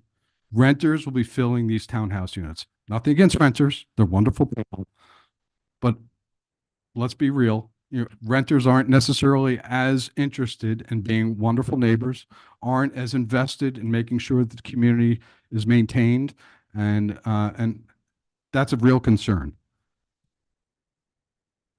So the developer, though, is trying to sell this project with this false narrative, essentially, that these units will be a home ownership. During our meetings with Mr. Raley, when we talked about this, and we pressed them for details, how are these units that you're going to be renting 100% right out of the gate, how are they going to convert into home ownership? And what we learned is the following. The developer will have no obligation whatsoever to sell any homes. Developer will not be providing any financing to any of the renters for the purpose of purchasing a home. Developer will not be offering any incentives to the renters to purchase their home. The developer will not be directly assisting with any renters with their credit. The developer refused to commit to any semblance of a rental restriction in the homeowner association governing documents. So there's a lot of talk that this is a project that's going to lead to home ownership for the So you different have 1 minute to go. Okay. different socioeconomic groups. However, that's not true. Let's go on to number 10. Again, I like Mr. Raley very much, but let's note who the developer is and who he isn't. This is not Homes. This is not Devasta.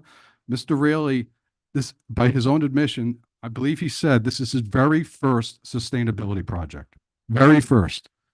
You know, we don't know if he has the financial capability, you know, and the wherewithal to see this project through, notwithstanding the fact you have significantly expensive infrastructure to make this quote unquote sustainable that over time is going to need to be replaced.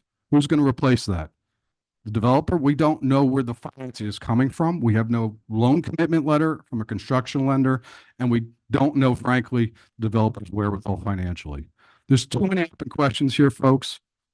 So that's why I go back to Your time's up. my final statement. This is the wrong project, the wrong location with the wrong developer. Thank Time's you. up. Thank you. Goodbye.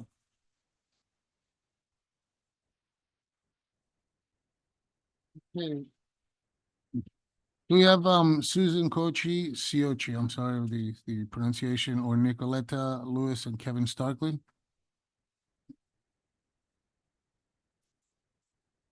Yes.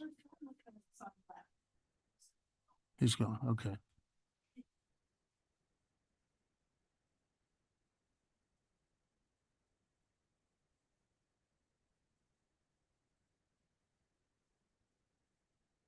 Well, a lot of everything has already been said. Yeah. So I will be quick. Please state your name and your address, please. Hi, I'm Nicoletta Lulis. I live at 821 Sunset Drive in Lake Worth. So, yeah. In the microphone. Got it. Thank you. So this is where the property is located. We kind of tried, my students, I teach high school. My students, actually, we were working on a project today and we used this yesterday. So this is where we're located. As you can see, most of you here are from Murray Hills. You know where that exactly is at Cynthia Lane. This property, as we've discussed many times here tonight, is settled basically 2 stories above Murray Hills, but we keep having the conversation here, hearing that it is surrounded by Murray Hills, except the most affected area is the single family neighborhood it's connected to, where I live. I live right up there on that top left corner where the driveway would be coming in. You could go ahead and click and see how it pans through. So there's that, and keep going. You can see how high the wall is on that corner. And it should, okay. Yeah. There was an overlay, but that's okay. So this is basically the view from my side if I were up in the air. So as you can see, the property is settled way above Murray Hills. I don't understand why it's associated with Murray Hills zoning whatsoever when it's only associated with Murray Hills air. There was another overlay slide before. There you go. So there's some history. So as you can see with this picture, it's a topographical view from 1949. Go ahead and click it again and it should overlay. I'm not sure though. Yeah, keep going. Oh, there you go. It's kind of cool to see how it happens. So you can't deny that it sits way above where Murray Hills now exists after 1949.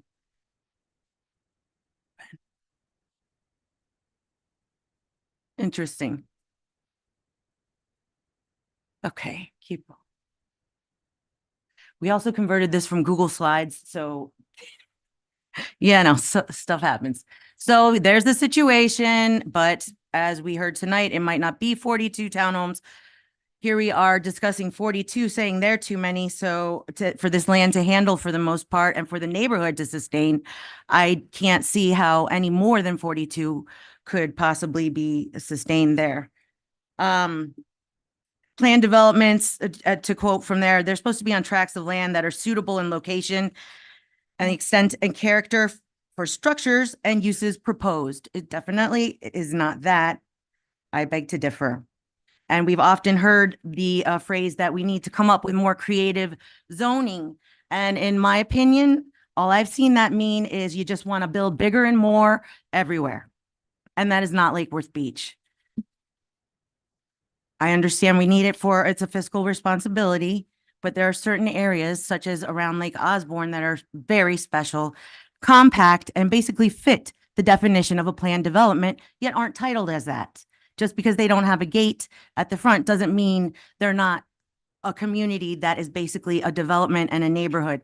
Similar characteristics in the family homes there, all mostly single family ranch homes built in the 50s.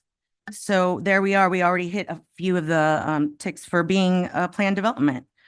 Couple more, I had to also adjust here because we're having a change. So go ahead to the next slide.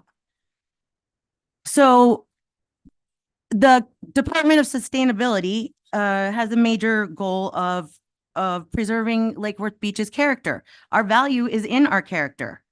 We have now the NACP, which is basically our association, which is, I don't know if you want to qualify it as acknowledging us as a neighborhood or a modified development, an old school development. That's what we are. So we should be treated as such, and then development should not be put inside of a development like this. And we've heard our opposition tonight. It's unzoned.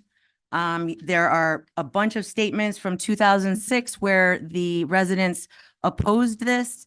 It's public comment. You can look at those. Nothing has changed except our area becoming more developed. So I don't know why those statements would be disregarded and not taken into consideration, because we're even in a tighter situation right now with traffic and development and everything. For example, it's difficult to get out of that neighborhood. Sunset Drive is a major thoroughfare for all the neighbors there to get out. I've watched it pre-pandemic. I've lived it. I teach school. I'm out there trying to get out of the neighborhood at 7 a.m. Granted, I should go a little earlier, but it doesn't matter. It's still backed up all the way to my house. And then suddenly we have pandemic, and then everything shut down, and then we have a detour. And now the whole road is shut. 6th Avenue is shut down. And I'm talking Sunset to 6th. That's the major way to get out. The single egress, just to go down the list there, just for example, today coming here, there was a fire. I don't know if anybody saw it in off of High Ridge and Hypoluxo. There were 5 fire trucks there. You couldn't get through. How are we getting in and out of a neighborhood for a fire? And that would be not the most common thing, I would assume. How about a heart attack, a fight? How are people getting in and out? They're getting in and out right next to my house where this entrance and exit will be located. And I just don't see that as being safe when you are, in fact, going to have cars on their street that's going to be going in through the neighborhood. How is anybody getting in and out? The delivery trucks right now already crash into that fence. They can't turn around. So now they'll just go through the neighborhood and turn around through the neighborhood, come back out. And according to that math right there, 6.74 trips increase just for 42. But now we're going to talk higher, I guess. 6.74, that leads to 283 more trips a day. And that's being very conservative. Those are numbers from Palm Beach County pre-pandemic. And don't we all have delivery, Uber, Amazon, you name it. So we're talking more of trips per day. And then we did the math. That's about 1 car going in or out every 2 minutes or so right there. So that's the additional traffic, not to mention the traffic that's already there. So could you go to the next slide? It kind of shows the street. So that's where I'm talking about. That blue line is Sunset Drive. So it's the widest of the streets, as far as I know, to get to 6th Avenue. And granted, 6th Avenue will be widened. And it's already pre-pandemic, when it was kind of the real traffic. You couldn't turn left if you wanted to get out. You're not going west. So do they plan on putting up a light? I heard, this is just something that, as far as I understand a light can't be there because of being too close to the bridge. You have a minute left. Okay, Yes. Okay. thank you. It's just to end this out. Next slide. There is historical significance here. I argue about that. Granted, the houses are in disrepair. The current owner, it's arguable if that was on purpose, but in a statement from Bob Carr from the 2006 situation where everybody was writing in, he wrote a letter and advised against any change in zoning before full archaeological review was done due to a high elevation and high probability of archaeological significance there on this property. There are Native Americans at the lake site before it was drained. Here we are on the Atlantic Ridge on that property. Yes, those are burrowing owls. They are a mated pair. Their baby was on, I tried to zoom in. My husband's camera is terrible, but they're looking at their baby. That's a gopher tortoise. They're a gopher tortoise on site. My backyard can see right into there. I've been in contact with all the nature conservancies. Even Bush Wildlife says that they haven't been coming across burrowing owls at all. They have one left there. It's their, Yes, your time is up. thanks. Okay, thank you. Their plan.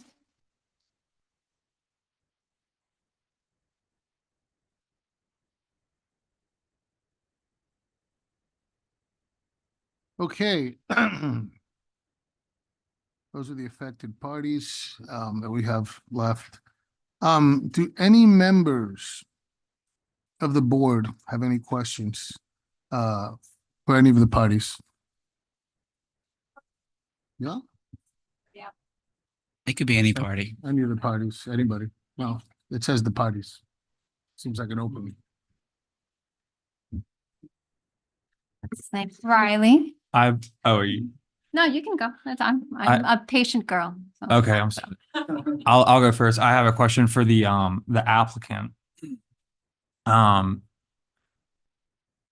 I'm concerned, one of the main issues with this project is the single egress and ingress down Sunset Drive. I don't know what you've done in terms of traffic studying, but I do find that to be a serious hurdle for this project. So I wanted to hear what you had to say about traffic going up and down Sunset. Yeah, so we have a traffic study that was done by our PhD engineering, and it was approved by Palm Beach County. We updated it twice, including in January of this year, just about 8 weeks ago. And it supports not only our development, but it would actually support the current land use of up to 80 units there from a traffic standpoint. And Sunset Drive is not the only way in and out of the property. It is one way, but there are 3 other ways to get to 6th Avenue. So that's, we can pull up a map to show that, but I think you could see it on her map that she had before, but it's not the only way in and out. There are several different options to get out. So, and when the traffic study's done, it's done to consider all of that. So in fact, we have the updated letter that we just sent to planning and zoning today that we just got. So that's addressed. The other thing I can say too is that this is a for sale product. I don't know, the pathway to home ownership they offers people who don't have enough money to get a down payment. We do help them rebuild their credit. We have all of those programs in place. They're all on our website. So I believe that's important to understand because the rental option is just for people who need help. This is I'm a for sale builder. I have over 30 years of experience. When I said this is my first time building sustainably, it's not my first time building sustainably. It's my first time building a sustainable community. In fact, it's the first one in the United States. So we're out there in front of everybody on this, but we spent 3 years putting that program together. Building sustainably is a lot different than building a sustainable community. So that's what we're doing on this project. And the trees, when they die, they give off carbon. They don't absorb it anymore. And those are the ones that we're removing. We're replanting trees that will absorb carbon. So, excuse me, let him speak, please. So I think that's important to note as well. Okay. Anybody else have questions? Yes. Well, first I'd like to make a comment with the Murray Hill attorney. In terms of renters. I know that some people have bad history, but renters do love their homes. And I hope that I'm continuing to make Lake Worth Beach my home. and that we can kind of shift the conversation a little bit there, because renters do provide passive income to homeowners and landlords, and that gives them a little bit of freedom too. Thank you. Riley. Yes. Now, generally speaking, I do love the idea of your project. We do need more homes in Lake Worth. I love the amenities that you do want to provide, dog parks and everything. My first question, with all the conflict that has come up and the history, I mean, back in 2006, they were having issues with this. Why hasn't, I mean, I'm sure you probably had the conversation before and you probably answered this question, but why hasn't another location been sought out? I have other locations, and that's for sure. This property was given a future land use of MF20. So that's the primary reason that this location was sought out, is that it has the future land use. And under that land use, there are certain zonings that are allowed, which would have allowed us to do our 42 units. But due to the settlement agreement, the scenario that you saw before you with the LDR and everything else was proposed to me. And I went with that because I was following the city's guidance on that. So that's why I chose this property. I also chose the property because I feel like that doing this will be a better solution than someone coming in and doing something at a higher density, which the land use does now allow. So 42 units to me seemed a better solution than doing something at a higher density, which I do not propose to do. I'm going to come back in just under the different zoning at the same density, nothing will change. And I guess it'd be too much to ask if your group would consider maybe not townhouses. Maybe something else? The townhouses that we're doing are single family homes. We can do single family homes here and achieve the same type of density, and they would effectively look the same. We would just have less open space.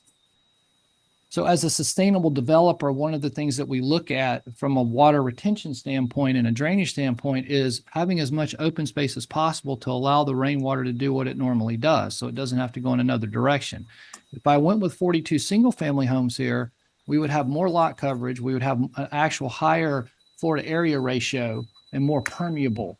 So we're trying to be impermeable. Sorry, we're trying to be as permeable as possible. And that was effectively, these are 9 homes. It's 9 buildings. So it's like 9 homes. They're the same height as a 2-story home.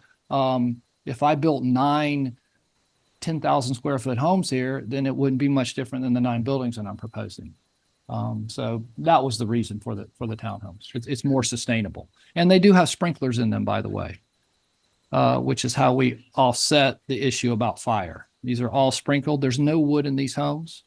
It's all recycled materials and there's no wood. So we are able to sprinkle them and the residents are covered. Anybody else have a question? Yeah, sorry. So the big engineering thing that I keep coming back to is the wall. Right? Yes. So I really appreciated the photo, the overlay of the original topography of that area. And it I just want to kind of clarify if you have background on that wall, but it looks like when Murray Hills was developed, there's a big hill there. It's easier to develop flat ground. So they built a retaining wall adjacent to their property and basically excavated fill off of their land in order to lower their land from the original. And yours would be more of the original topography. That's correct. Have you done geotechnical on the site? I didn't see any civil engineering or geotechnical. I'm sure you've done some of that. Yeah, so we have, we did the geotechnical. We also had a structural engineer come out and look at the wall. We met while we were out there inspecting the wall. At that point, didn't realize that it wasn't on our property.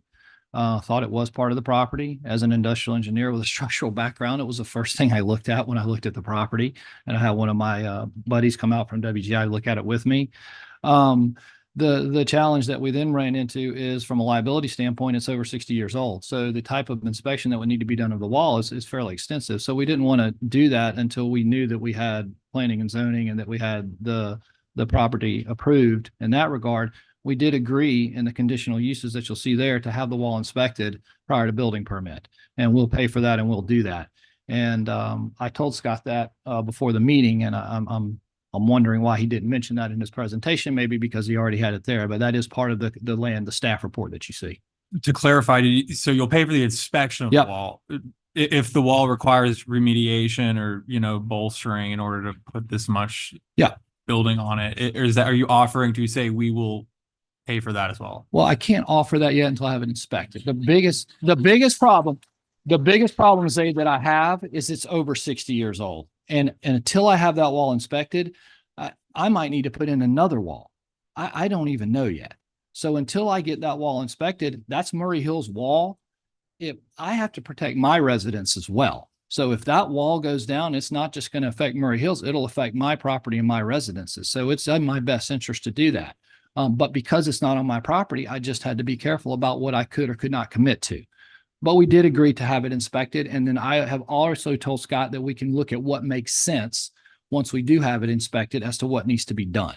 We're 31 feet away from that wall on purpose because as a structural engineer, I found the original blueprints to the wall.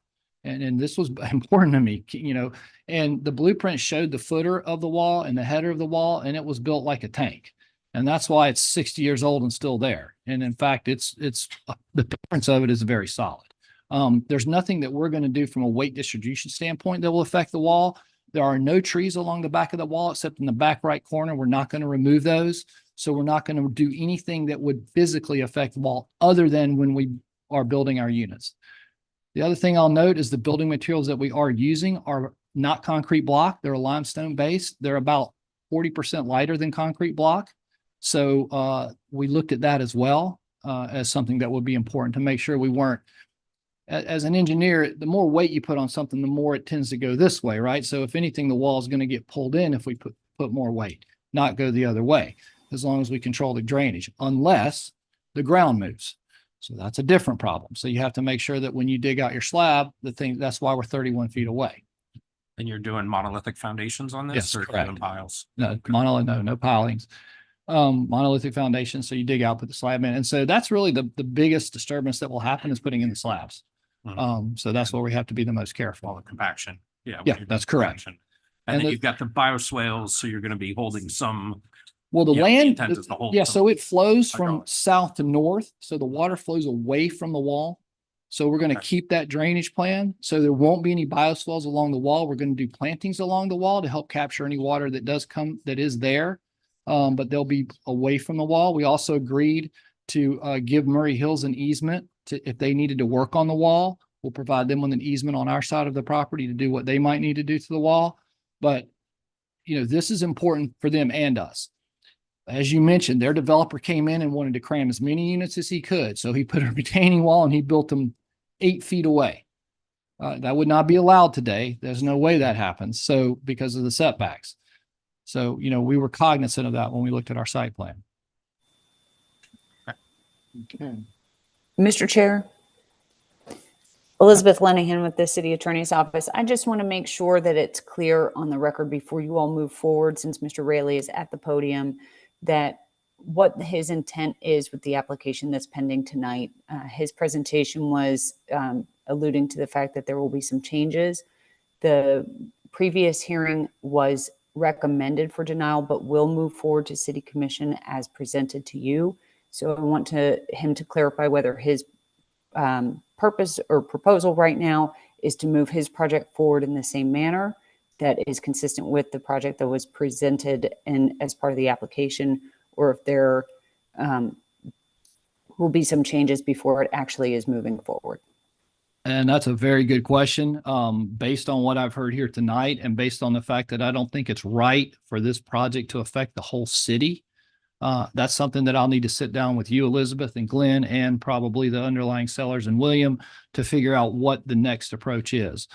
However, I tend to lean toward Daniel's recommendation in this because I don't think it's right for this one project to affect the whole city. That just, as an engineer, that doesn't make sense to me. I can't commit to that right now, though, Elizabeth, because I need to confer not only with you and Glenn, but with the underlying sellers, my attorney, just to make sure that it's the right approach. But that is I'm leaving here with, I've already told my engineer he left, he's already working on it to go back in under the TIF and the MF14. So, but as of what this board is considering is the project that came forward in your application, and that's what they're making their motion on tonight. Right. Okay, thank you. And yeah, I understand. All right. If I might interject, because based on Mr. Rayleigh's assertion, if he came back and requested an SFTF 14 zoning, that would require a hearing before you and then 2 hearings before the city commission. But based on how the project is designed now, if that zoning were approved, it would not need a planned development. It would just need a major site plan and a conditional land use, which would be one hearing Right, before right, you. right. That's it. Understand. Yeah. Wouldn't need 2 readings at the, No. at the council. Understand. So, is anything else in the board members? All right. We will now go to public comment. The people submitted cards at the meeting will be called to speak for 2 minutes each. After which public comment cards will be read directly. I think these are blue cards that were sent at. But they. Hello, we're talking about public comment. No, but they've spoken before. All right. Not this development. Oh, if you speak this evening, any comment card you previously submitted will not be read into record. So that's it. You have 2 minutes to speak for the public comment part of the hearing. Okay, yeah. No, I was gonna do it now.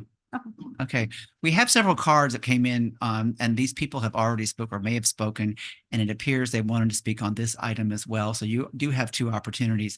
And so I'm just going to go through these really quickly. And if you want to speak, you'll be the first, and then Sherry will get to a bunch of other ones. Anthony Vavona.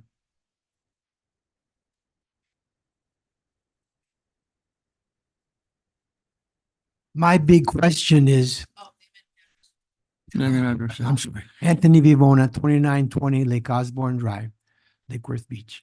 My big question is, it sounds like you guys are going to decide without asking us again. Is that true? Is that what this is going to happen? This is a planning and zoning board. We make decisions on planning and zoning. Okay, but we'll, Yes. Yeah, right. So. okay, well, yes. that's what I was trying to see is, it sounds like what's happening is that after we leave, you guys are going to make a decision and not come back and ask us again. You'll be here No for it. decision will ever be made unless at a hearing here. And if a decision would be made, you would have an Nobody opportunity for leaves. public comment. Thank you You'll very be much. present, sir. Thank you Yes. very much. Daniel Morissetti.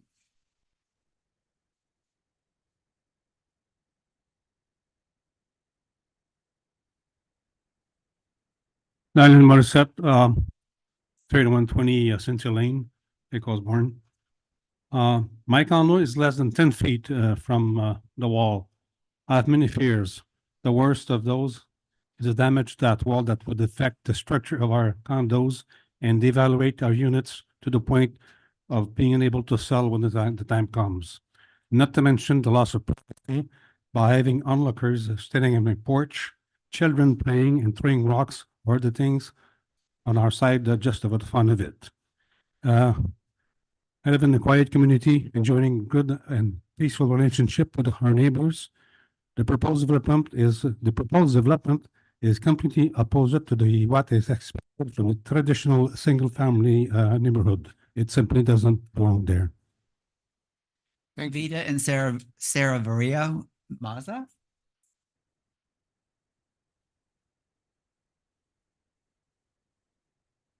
Could you state your name and address, please?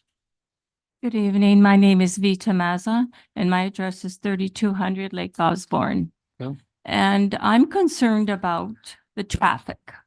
Before COVID, it was difficult to cross Lake Osborne to go for a walk around the lake. Right now, there's hardly any because of the construction going on at the bridge for 6th Avenue. What's it going to be like when we have this area being built? It's going to be a lot different. We won't be able to cross the street to go for a walk. That's what I have to say tonight. Thank you. Okay. Thank you very much. Joe Egley.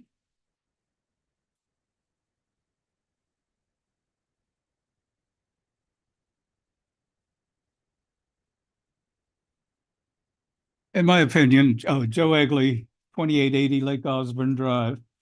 In my opinion, if this project moves forward in any form or fashion, the commission, regardless of what you've advised, the city commission will have to make an economic decision. Do they want to increase their tax base by 42 units? Or do they want to run the risk of losing 518 taxable units to de-annexation? Our requirements, our basic requirements are already in position. So it's going to be up to the commission, or I'll take that back. It's going to be up to the courts to decide whether, we can de-annex or not. Thank you very much. Thank you. Peggy Fisher. Anyone else? Jill Carlin.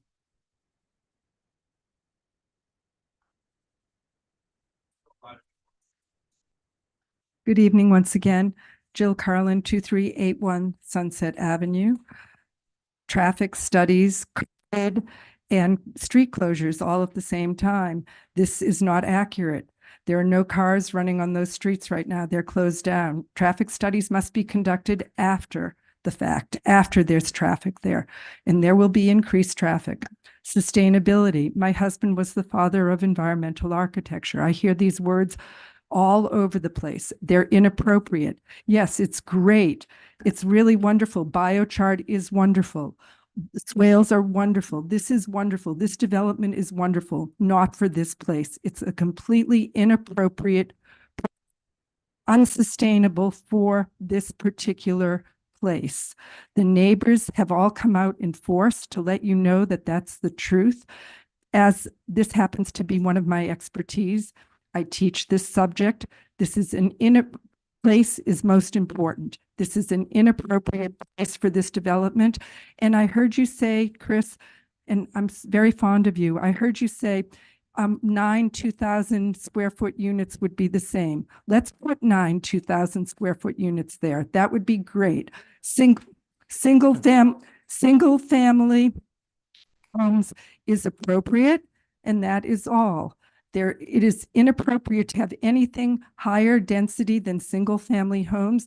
The elevation at Murray Hills is 32 feet lower.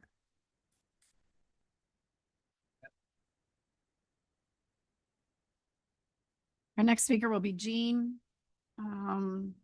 Stacklin. 2916 Cynthia Lane.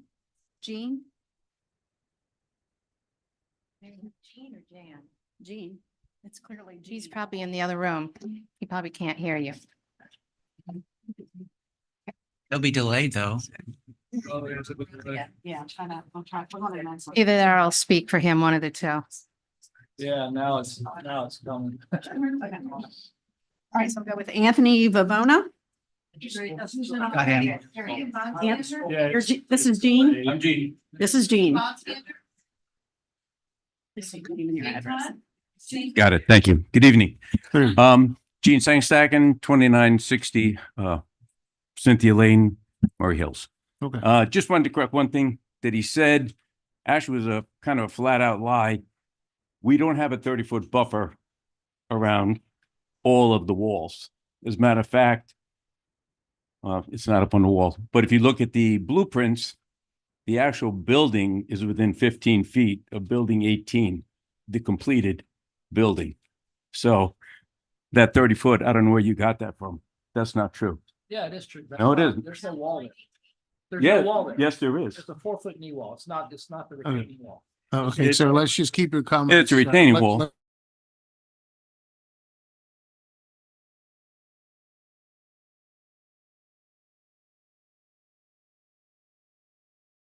Lightning strikes when you lie.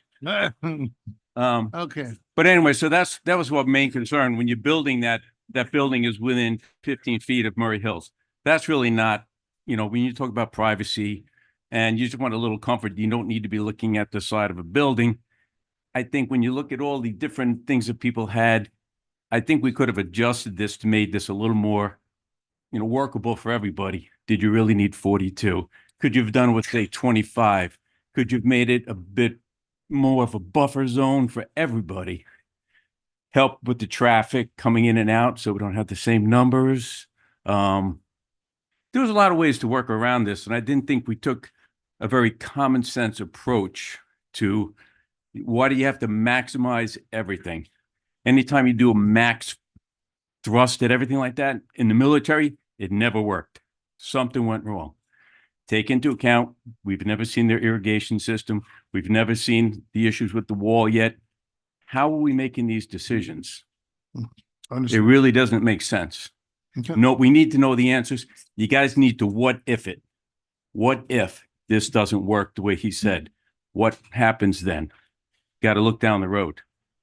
Thank you. Thank you very much. That's it. My name is Gaetan Saint-Hilaire, 3200 Lake Osborne 103. My big concern is losing the serenity we got there now.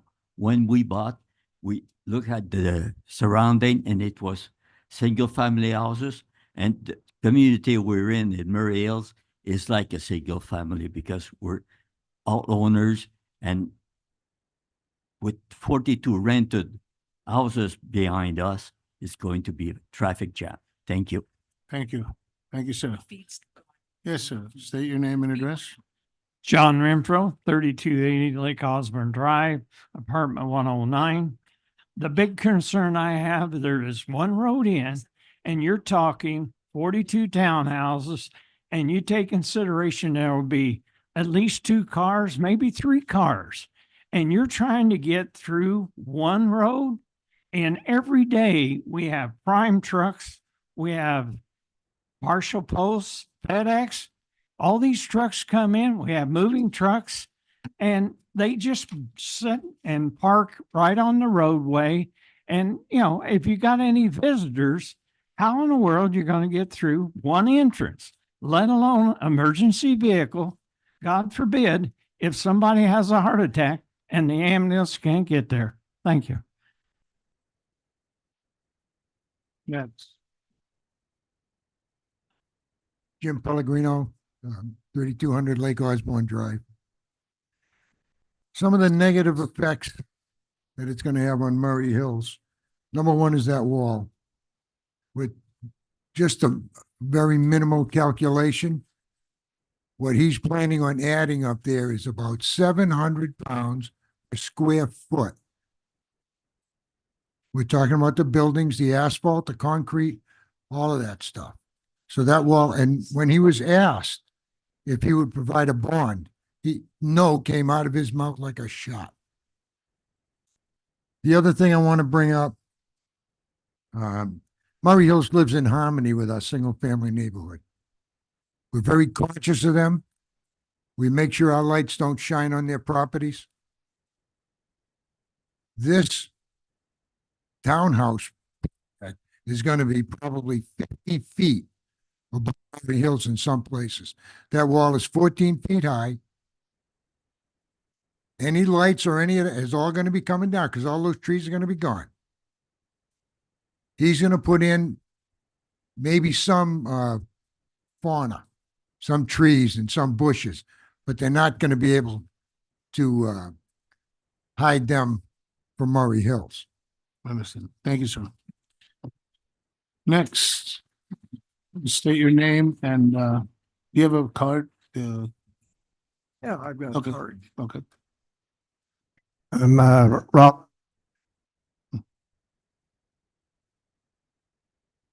Push the button. 3280 Lake Osborne Drive. I'm the president of the board of directors at Murray Hills. And as an owner, I am here today to express my deep concerns regarding the proposed development of 826 Sunset Project bordering our community. Murray Hills is 60 years old, association, and over the years, we have worked to maintain our property and make it attractive to future owners. The second and third generation families are carrying on the tradition. As a matter of fact, I've got the 4th generation. So Murray Hills has long been cherished for its peace, quiet, and offering a serene environment for the owners and the residents. Proposed development threatens to disrupt our harmonious atmosphere that we have come to appreciate and enjoy over the years. I'm deeply concerned about the long-range implications of the 826 Sunset project. We are a retirement community, and many of individuals choose to retire in our neighborhood precisely because it's a peaceful, eminence, and natural surroundings. In addition these broader concerns, there are specific issues that related to the proposed development that tends to raise red flags. One such concern is the developer has no experience in constructing environmental friendly projects. Furthermore, the presence of over 100 trees along our property retaining wall and all the roots that's coming into our property poses a serious risk to the existing ecosystem and So your 2 minutes are up. interaction of Murray Hills. Your 2 minutes are up, sir. Okay, thank you. Thank you very much.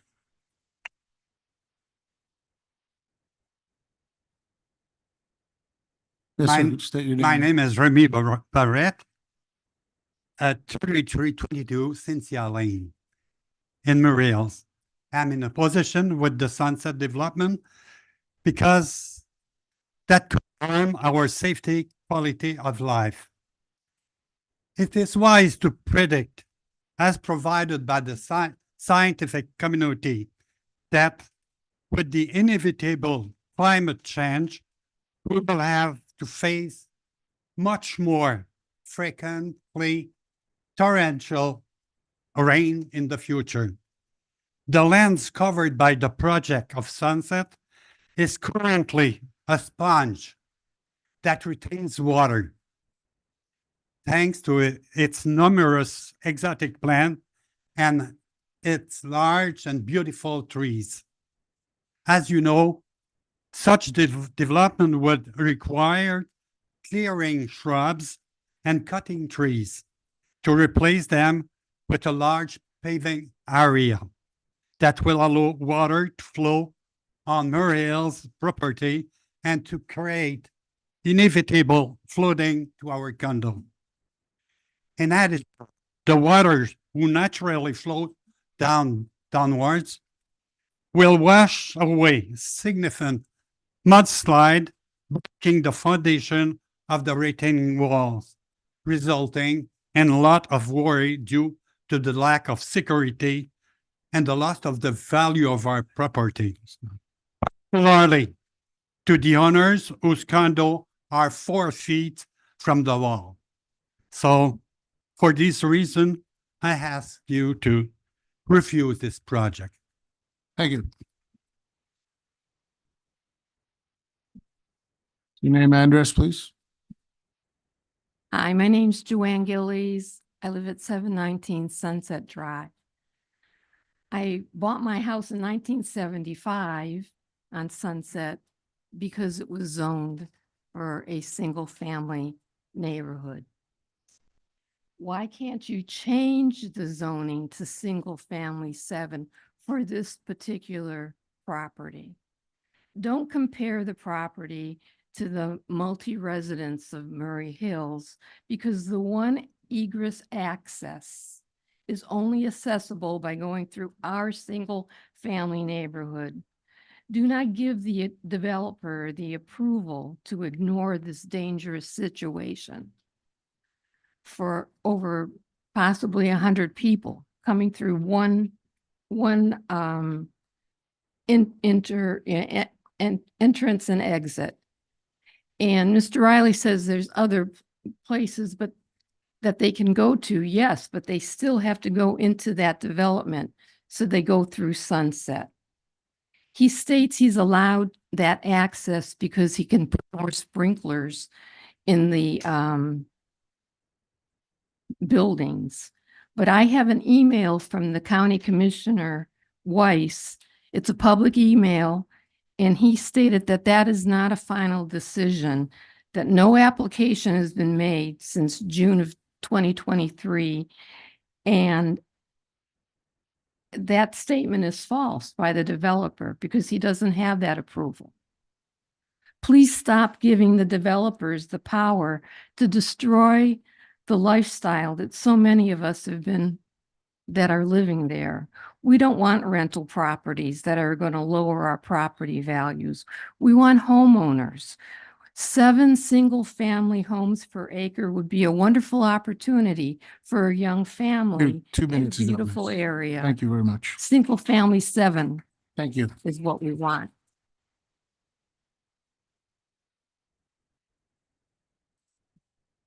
Hi, Tom Voss. Good evening. Okay, make your address, sir? 3280 Cynthia Lane. Thank you. I'll get rid of my notes. Okay. Long evening. Our representative said it. Wrong project, wrong place. Facts. We're on the hill. There's an erosion issue. It'll be severe to Murray Hills. Please. Thank you very much. Ken.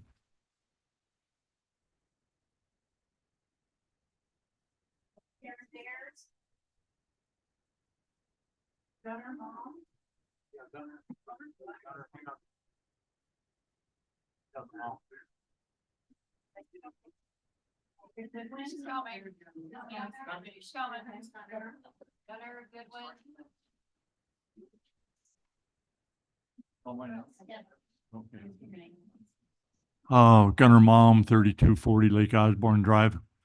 The reason I wanted to be involved here was because I'm a structural engineer for 40 years, retired here 5 years ago, moved to Murray Hills. And what strikes me most of all is the developer saying that he's going to wait till everything's approved before he has an engineer come look at things. I mean, there's a couple really bad situations. A year ago, I went out with some of the board members on Murray Hills and we looked at the retaining wall. And at the top of the retaining wall, it's out of plumb 7 inches from the bottom and it sits in front of in other words, the soil behind it's been pushing it out. But we don't know what is that from? Is it because the soil is settled, the foundation settled? Is it because of the rebar, the concrete's started to fail or whatever? The second thing is part of this development is adding new units, these 40 foot high or 40 units into the setback that's already there, that's adjacent to Murray Hills retaining walls. There's some short retaining walls of 6 to 8 feet high that are on the other 2 sides. And those new buildings impact even those short walls and could start pushing that wall in. But in any case, so if anything, the board should recommend that this structural study that he says he's going to do take place before this approval of the current layout. Okay, Yes, sir. thank you very much. Thank you.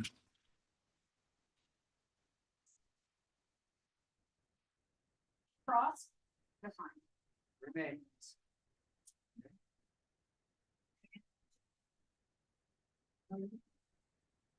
Maureen Hughes? Tim Goldsworthy?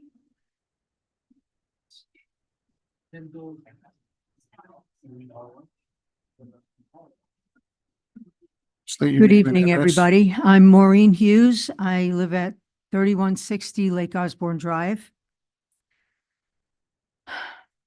If I were going to buy a property for $400,000, it would not be here. Have you looked at what is available in Lake Worth recently for $400,000? What's available are single-family homes with property and beautiful condos and townhouses, 2,000 square feet, 3 bedrooms, 4 baths in the heart of Lake Worth, where visiting shops and restaurants are an everyday thing. And that's what you're paying for. There is no walkability here. I once walked to the tri-rail and I thought I was going to die. There is no ability for future development in the area. There will be no shopping mall coming or new restaurants. There's no place to put. There is nothing here. Your mortgage should be no more than 28% of your total monthly gross income and no more than 36% of your total debt, such as the car loan on your Escalade. Assuming a 30-year fixed conventional mortgage and a 20% down payment of $80,000 with a high interest rate of 7.5%, borrowers must earn a minimum of $106,000 each year to afford a home priced at $400,000. With this scenario, your monthly mortgage payment would be $2,800. Remember that number. A yearly income of $106,000 will give you a monthly income of $88.33. Now, 28% of $106,000 is $24.73 as the recommended monthly mortgage payment. So already your mortgage payment is almost $400 over the recommendation. This is setting up people to be house poor. Someone on minimum wage earns $2,600 a month gross. Miss, your 2 minutes are up. Okay, thank you. Thank you.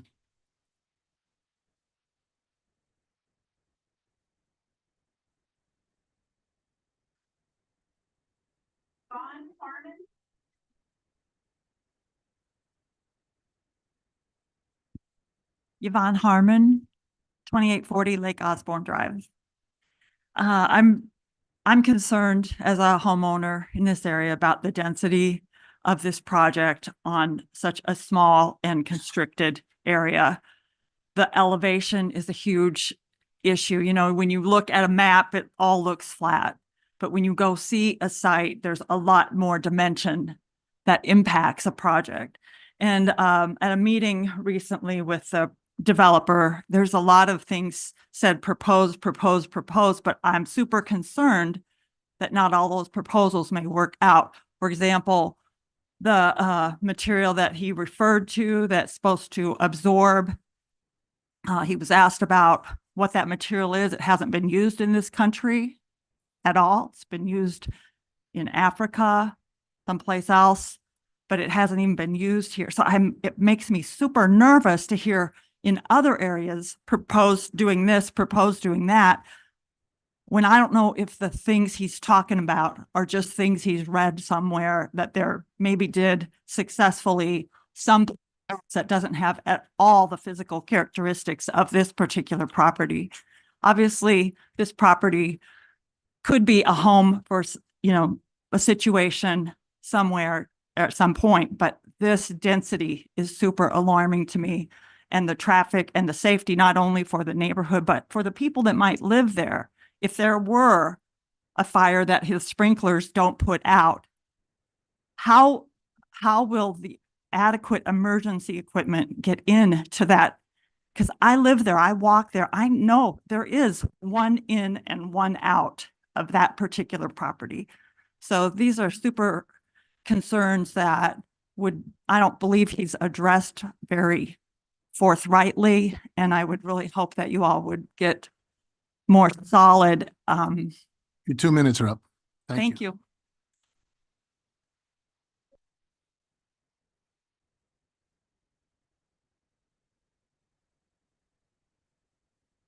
Kathy Goldsworthy? Tim Goldsworthy. David Goodwin. And Carol Okay. Yes, Carol or Phil. I didn't sign up for Sean. State your name and address, sir. Yes, my name is Phil Mahalski, and I live at 3360 Lake Osborne Drive in Murray Hills. And I'm here to ask you to vote this project down because I don't think it's a good fit for our neighborhood. It's not a good fit for having all these people high up above Murray Hills. I think it might fit somewhere close where they're in the future, where the bus lines will be to take all these people, so they don't need cars.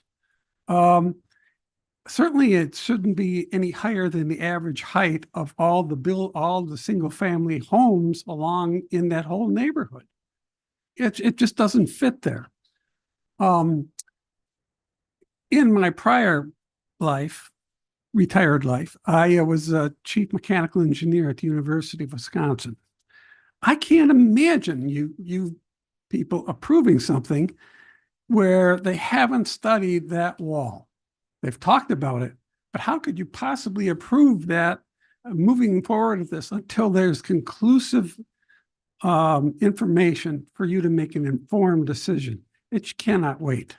Thank you. Thank you. Carol?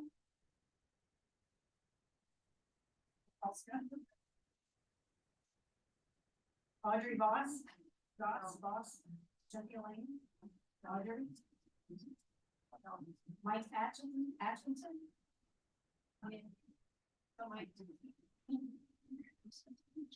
Name and Good address, evening, please. Commissioners. My name is Mike Atchison. I live at 913 Snowden Drive. And I'm one of those house poor guys that lady was talking about the other day.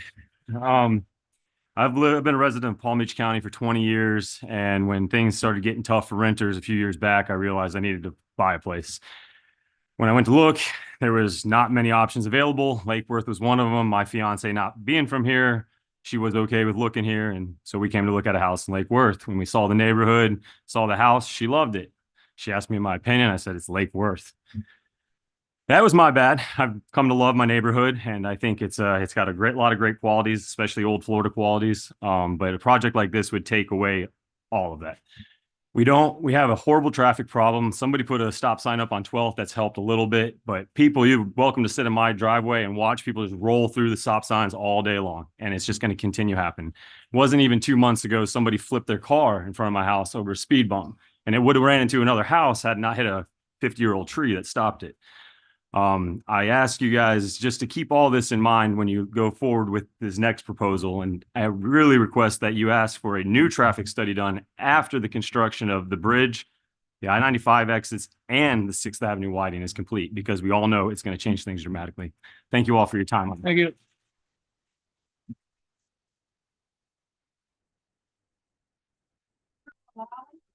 Deborah Malali? Rena Phelan?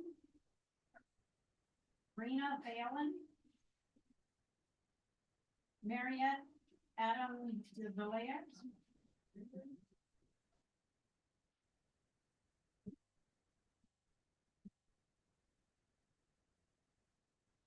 Hello again. Mariette Adam DeVilliers, president of Lake Osborne Estates Civic Association and resident. By the way, we have approximately 500 homes in our community. What is your address, miss? 5820 Lake Osborne Drive in Lake Osborne Estates. We are just south of Rollo and Murray Hills. We are unincorporated Palm Beach County. Please consider my previous statement for this agenda item just as heavily. The project does not fit this community for many reasons. The architecture, the format of its occupation, the density, the safety concerns, the additional traffic. No incentives or bonuses or whatever else is requested should ever be applicable to the community of Lake Osborne. It does not fit. Some may find the plan attractive that is proposed, innovative in some aspects, sure, just not in Lake Osborne location. The 4+ acres are in connection with the single-family houses built 80 years ago. They have terrazzo foundations. Some still have jalousie windows. All have septic tanks. This is not a modern neighborhood, as some of you must have seen. Again, we need you to keep the charm and the essence of this neighborhood as it is. If not, it will impede on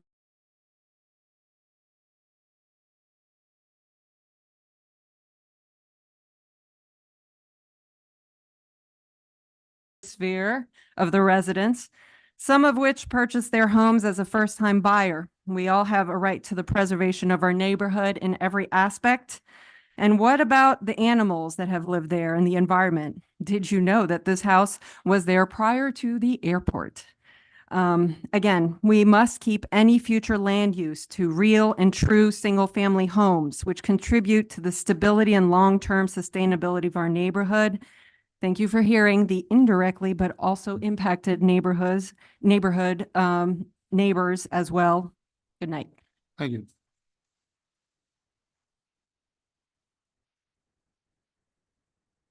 David Sims.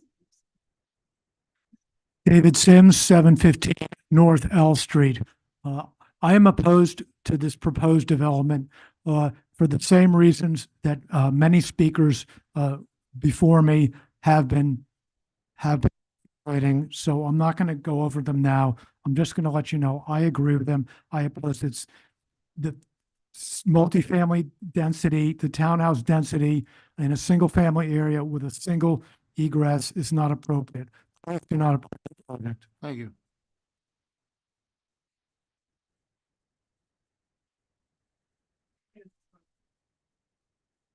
Jason Lopiccolo. Jason.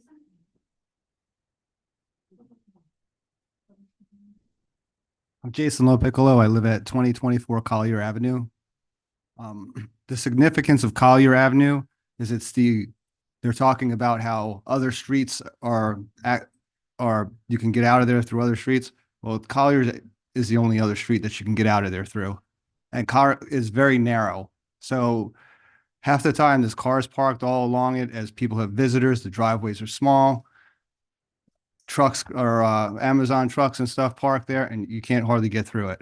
So thinking that you're going to get through it any other way is not really true, because with the amount of traffic that comes through it now, it's already a mess.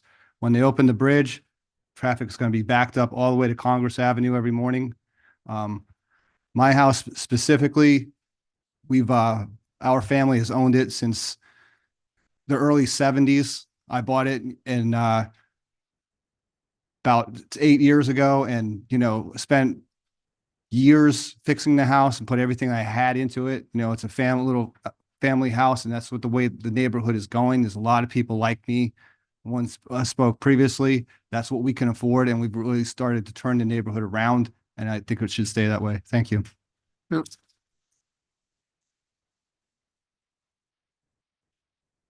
Alexander Anthor. Kathy McLeod. Eddie Ramirez. Aaron. Thank you. Aaron Thumb, 2201 Collier Ave. I'm also a member of the single family section, and to me, it's more of a question of the single family. I know the developer keeps talking about Murray, but Murray is located on Lake Osborne Drive and has multiple entrances and exits out of that. And the other part of that is it may have been 30 units per acre, but from experience, there's never cars going in and out of there. The traffic impact is maybe one car a day for every 5 units. I'm not, no offense. I'm just saying there's not a lot of people moving in and out of that except walking across the street. I live in the single family residential. So from my perspective, that's pretty much 100% single family residential land, because the only exit and entrance is through the single family residential neighborhood. It is not through the multifamily. So from my perspective, there should be no more than 5 units per acre. Absolutely. And we do have major traffic issues. The traffic study is absolutely wildly inaccurate. I can 100% tell you that because I've lived there for several years, and for many years, 9 years to be exact. And it's already a problem. It's going to become an issue, and this will make it even worse. So the traffic, for me, the traffic and the density, it absolutely does not fit. So I also would like to request to vote no. Thank you.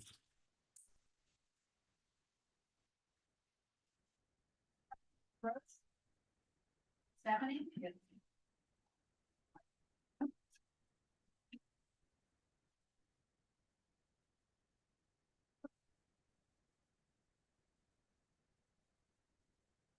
Good evening. My name is Stephanie LaRoche. I live at 2960 Cynthia Lane in 18111. I'm one of those people that actually lives in building 18. That is the one that only has a 15-foot setback. The corner of my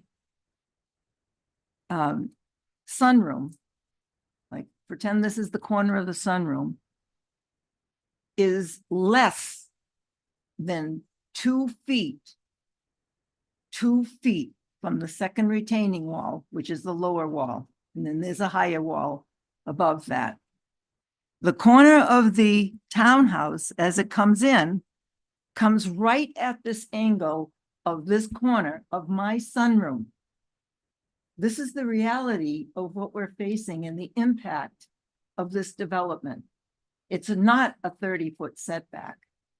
It's about from where I'm standing to that wall up there. And with it looming over us, that is going to feel much higher and closer when you're in that sunroom.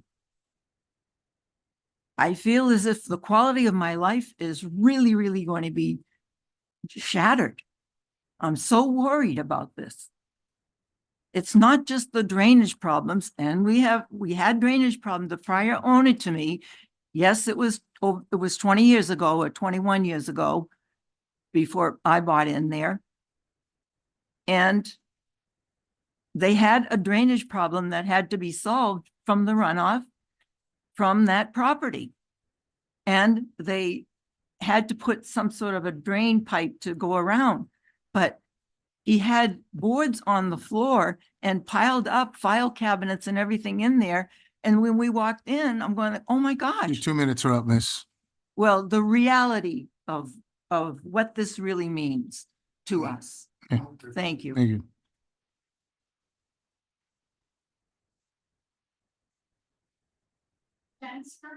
Susan?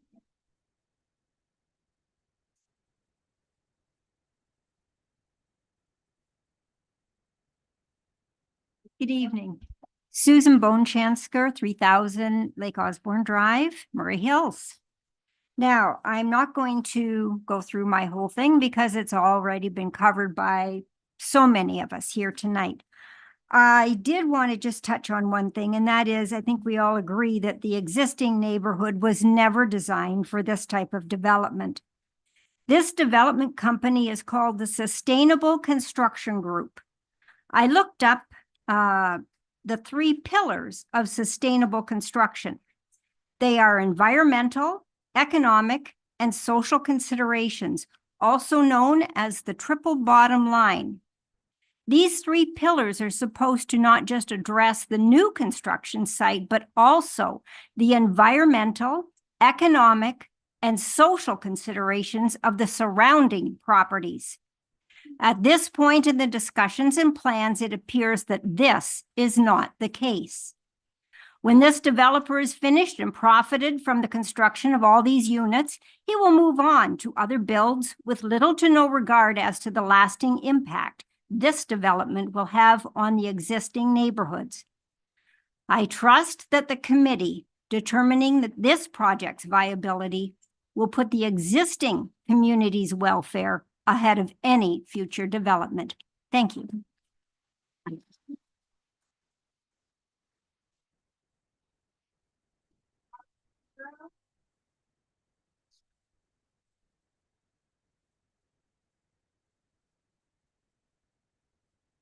Hello, my name's Robert Fierro. I live at 3280 Lake Osborne Drive.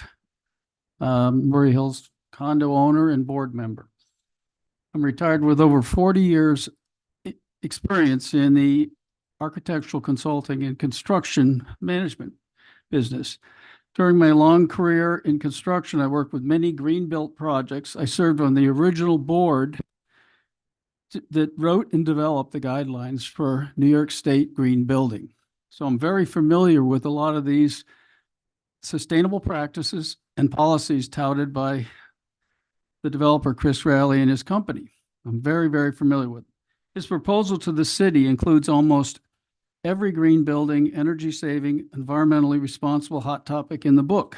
I'm not faulting his optimistic attempt to sway the planning board, but I am concerned. I have a couple very critical concerns about these. First of all, I asked SCG and Chris Raleigh do not have any prior experience in developing this type or size project. I do appreciate his knowledge on the subject, but when I asked him to reference or show me a existing project, he simply stated it's never been done before. Now, I know from my own experience, we've worked on many projects, and I will give it to him that he's adding everything in there. And maybe that particular set of green building techniques has not been into one development, but they've been built all around the country. And I'd like to see one project that he's done. I went further to look into anything he's built, and I could not find anything under Chris Rowley's name that gave me a strong feeling that he's actually built something. Before approving such a sensitive project, we would like to believe responsible city. And time is up, sir. Thank you.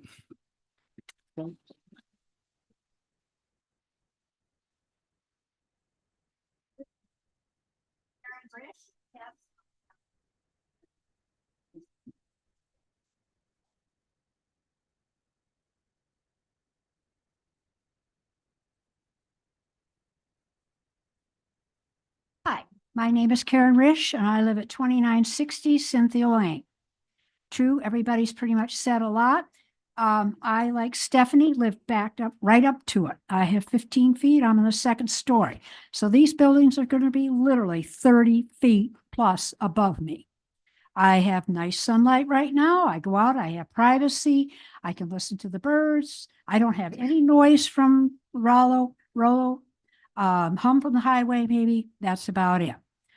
And as far as that's concerned, when this is all built, et cetera, we're going to have 80 plus kids, 80 plus humans, 80 plus vehicles.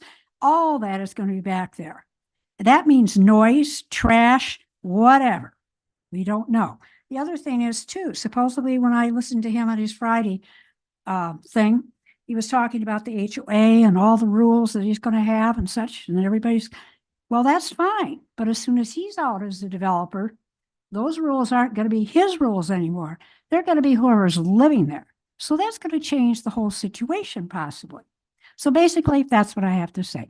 Thank you so very much.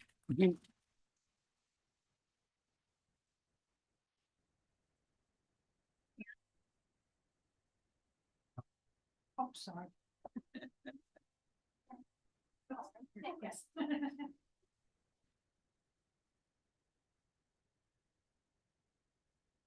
Karen Dares, and I'm from 3360 Lake Osborne Drive. And I was absolutely shocked at a very recent meeting with the developer when I learned that he had no experience whatsoever in building a sustainable community. And so he's talked up a good storm tonight about we're going to be at the forefront. It's never been done. And so on. But that's not what we want at Murray Hills. We don't care about being at the forefront. We have our own set of priorities, and that's not important. We don't want to be an experiment. The land is beautiful. That's there. It should not be an experiment. And us Murray Hillians, believe it or not, we are precious too, and we do not appreciate being used as guinea pigs. The land could have so many different uses, all of which would be many of which would be acceptable to us, not the least of which might be nature, by the way.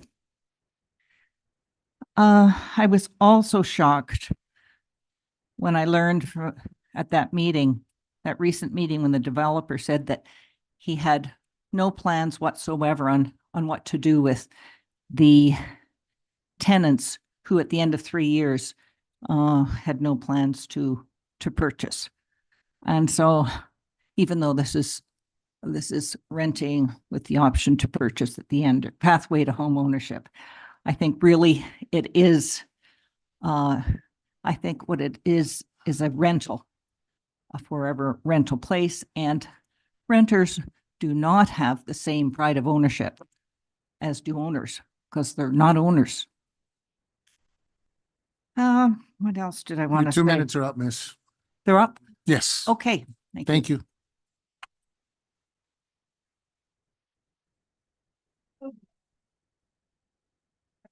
Gonna do last last call on these again. Oh, Michael? Yeah. Okay. Michael Hoagland, 3360 Lake Osborne Drive. I have a long list that I was going to talk about, but everybody's addressed it, so I'm just going to give you my conclusion, all right? I want to say I firmly believe in planned development in our city of Lake Worth Beach. It is necessary for the city to grow, care for current residents, and welcome all new residents. However, I believe at this time, the Sunset property is the wrong development for this location. Thank you. Thank you.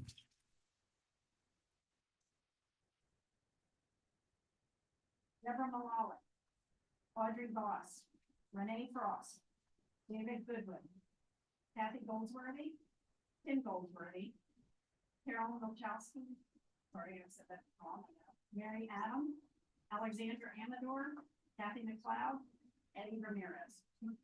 I didn't remember this one twice ago. got a card and I have a card. I have a card.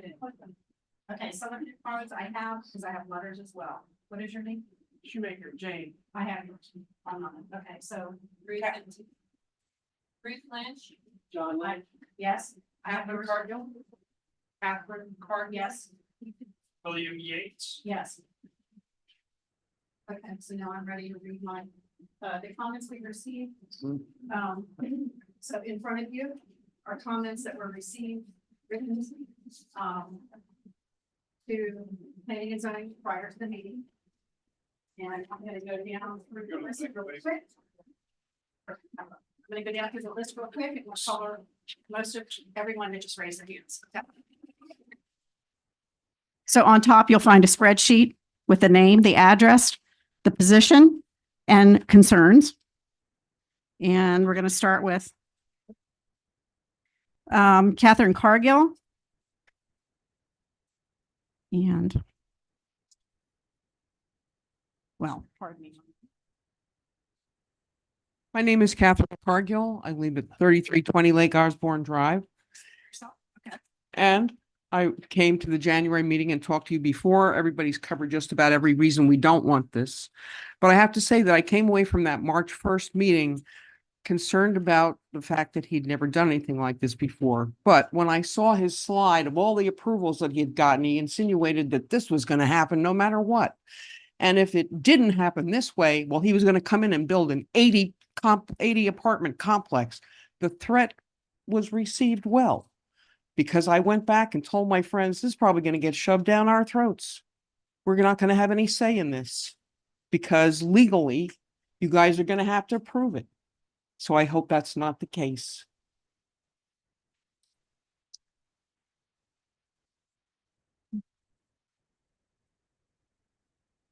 James Schumacher, do you want to speak for yourself? Someone's been up like 3 times.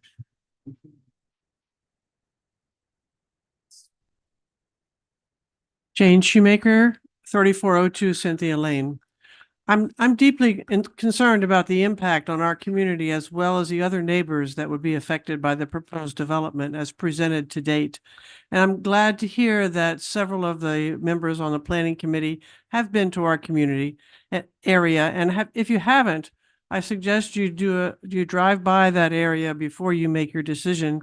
Sit by the entrance to the property and think of 2 people households going to work every day with 100 cars minimum going in and out of there. And the community really cannot sustain that. There's only one egress, and that has already been discussed as a serious issue.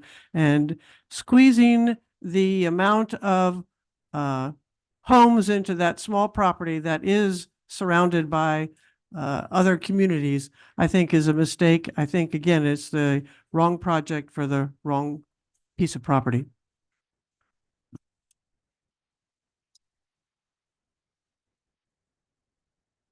And John Lynch, you wanted to speak?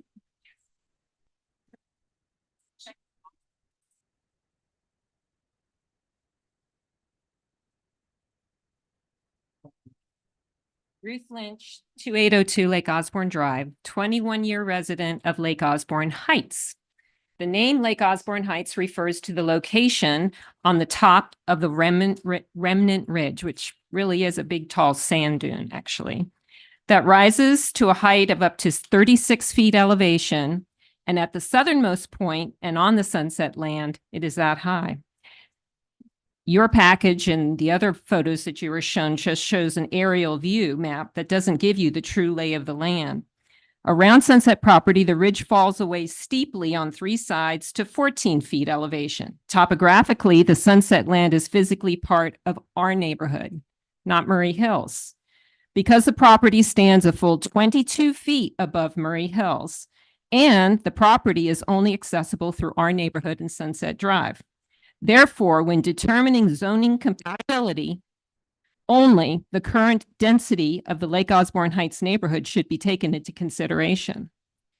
Our neighborhood was built in the 1950s, 336 single family, single story, ranch, mid-century, old Florida style homes. This map indicates the lot sizes on the ridge, and the houses closest to the Sunset property average less than 4 homes per acre. For the remainder of the ridge, the houses average less than 5 homes per acre, 4 to 5 homes per acre. This project is proposing 10.5. That's more than twice of the existing home density. I ask the board to deny any proposed development or land use changes that exceed our current density of less than 5 homes per acre, but no more than 7 homes per acre, Your please. 2 minutes are up. Thank you. Please deny.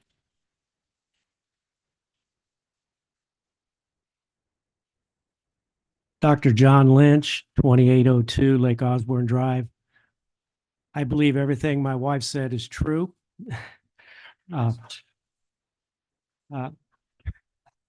First of all, the traffic studies were flawed because they were done during the pandemic and in construction of the 6th Avenue Bridge. So how can you do traffic studies when there is no traffic? Far as that. Far as the drainage, the current vegetation and mature trees maintain any drainage problem.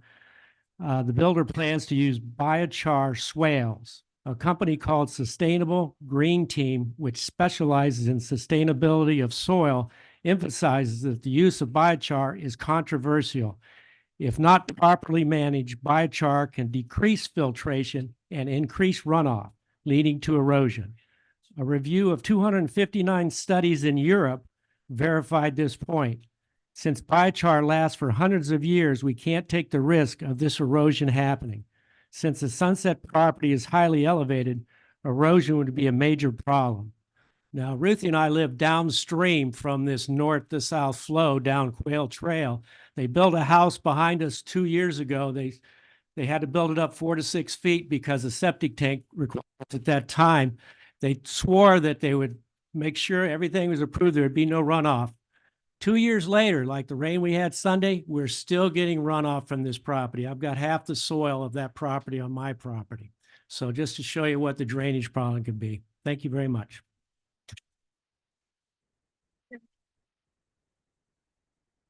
I'm going to take a little bit of privilege. Sarah Maliga, District 1 City Commissioner. I just want to take a minute to say thank you all for sitting up here and practicing democracy at its finest. I'm not going to lean into how I feel about this project, but as I sit up here and I look at the volunteer board, I just want to say thank you from the bottom of my heart for listening to the residents and listening to the people and just really being here and not looking at the clock and not looking at your watch, because I know that's what happens sometimes when you're up here for hours. Work. Oh, well, imagine that. So you know. And for you, it's only 12 o'clock. But again, I want to say thank you from the bottom of my heart, because I know this isn't easy. And you know, this is democracy at its finest. And that's what we run our city on, right? So thank you for your time. Thank you for serving.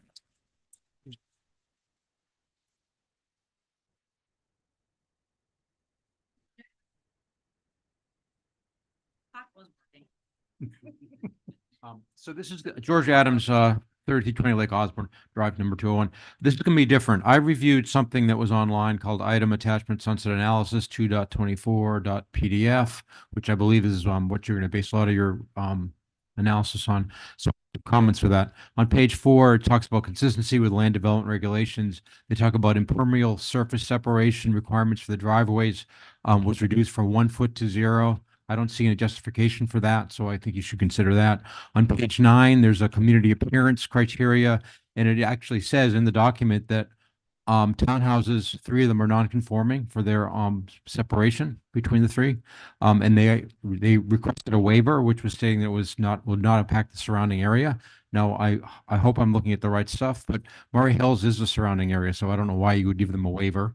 Also, the community appearance criteria, I don't think it meets. It doesn't think it meets our current community at all in terms of these housings. On page 11 of this document, the zoning map amendment talked about a land use pattern item B. I can't see how that it's conforming with the land use as is currently with the traffic impact of which we've forever and ever here. I think it's definitely not inconsistent with the current land use. Also, the availability for public services, which is item D. I don't think we've really truly delved into how the fire and police requirements for this project are being managed. I think it would be a suggestion that we might have a public discussion where the first responders can tell us how they're going to safely support the proposed community as well as the existing neighborhoods. I think you've heard that already with fire trucks and all the other stuff. I disagree that the compatibility item meets the criterion. I don't think it's compatible with the Murray Hills retirement community. I think it will have a negative effect on our property values, and it's not on a scale that is reasonably related to the needs of the neighborhood. Now, this is straight out of what was written in the document. Sir, your 2 minutes is up. Okay, thank you very much. Thank you. William Yates.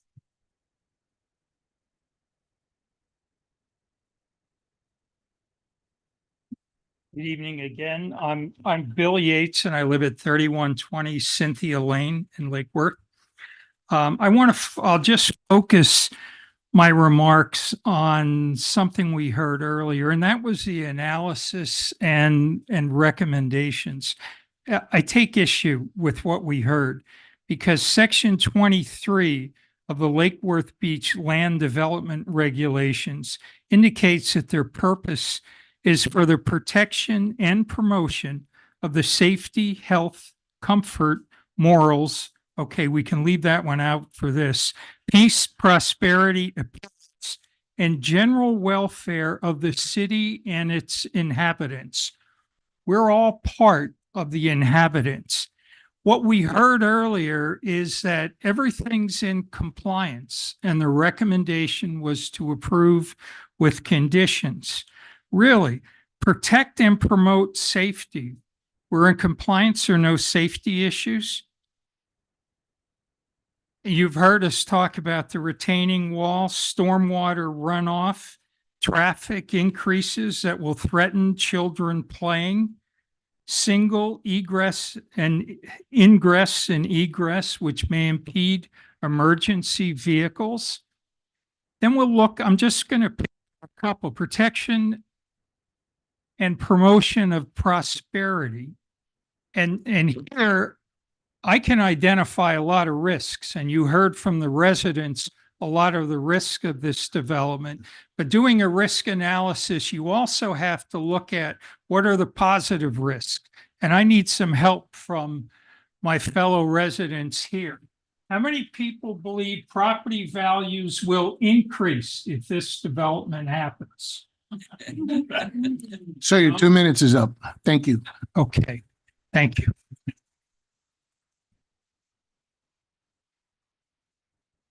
John Hoopstring, would you like me to read your comment or do you prefer to speak yourself? John Hoopstring.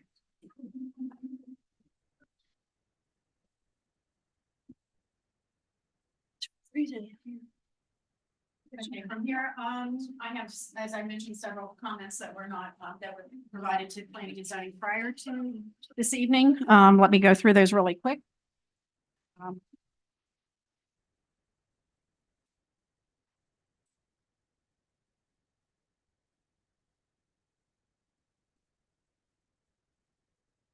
So we have, this is just a brief synopsis. You have the comments in front of you. So Rhonda Reagan, 3160 Lake Osborne Drive, is pretty much against the project. And her concerns are the traffic on small streets, retaining wall issues, and mature trees on site. The Alm family at 2106 Mark Avenue. They have the same concerns, pretty much. It is, hold on.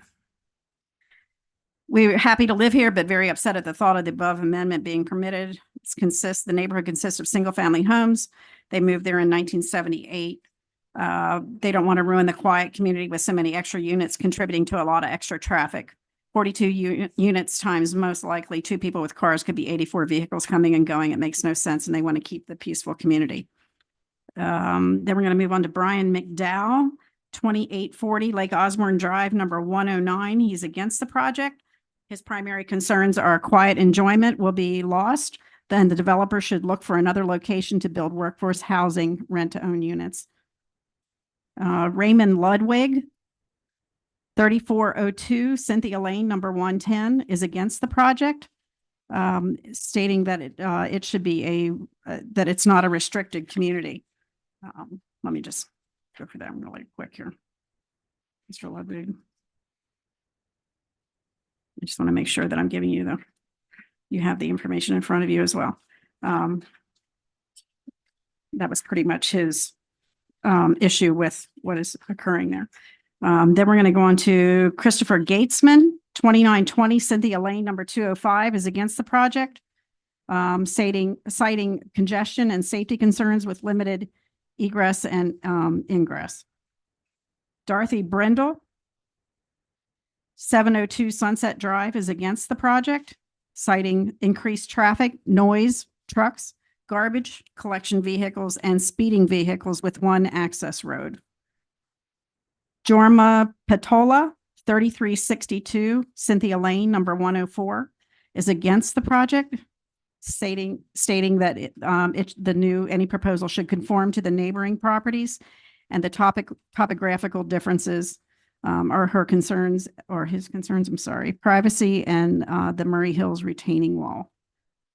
Diane Barrett, 2840 Cynthia Lane, number 111, is against the project, citing spot zoning within classic one-story home neighborhood. Traffic congestion and drainage are also concerns. Sam Smith, 109 North Palm Way, is against the project. He actually spoke with the ordinance with respect to the ordinance. And I'm sure I'm not going to say this name. Terrell Yates, 3120 Cynthia Lane, against the project, and had questions regarding the number of buildings and units and why such height for the buildings. And the peaceful sanctuary will be gone as well. I have also,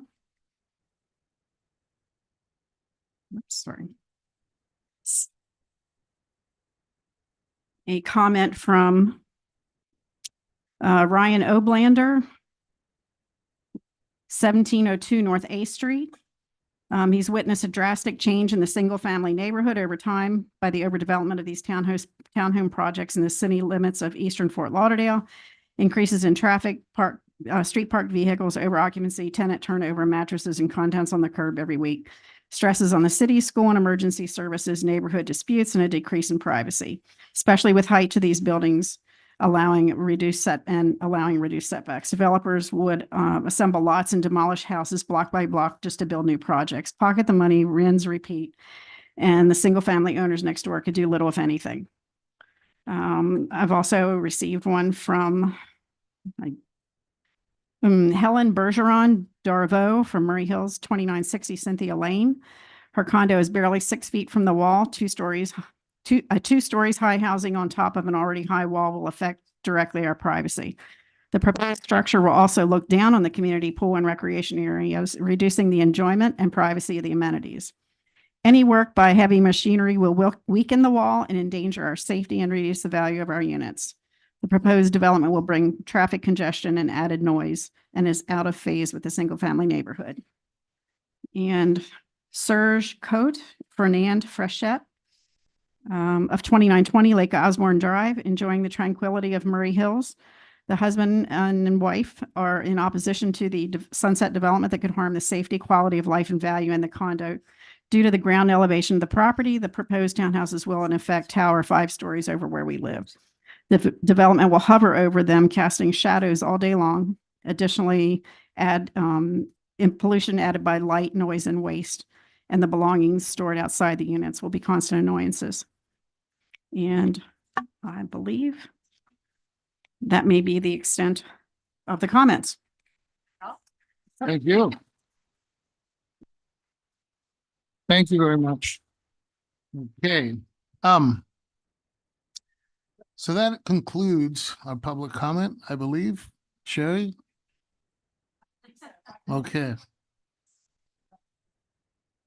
All right, this will go on to the cross-examination portion of the meeting.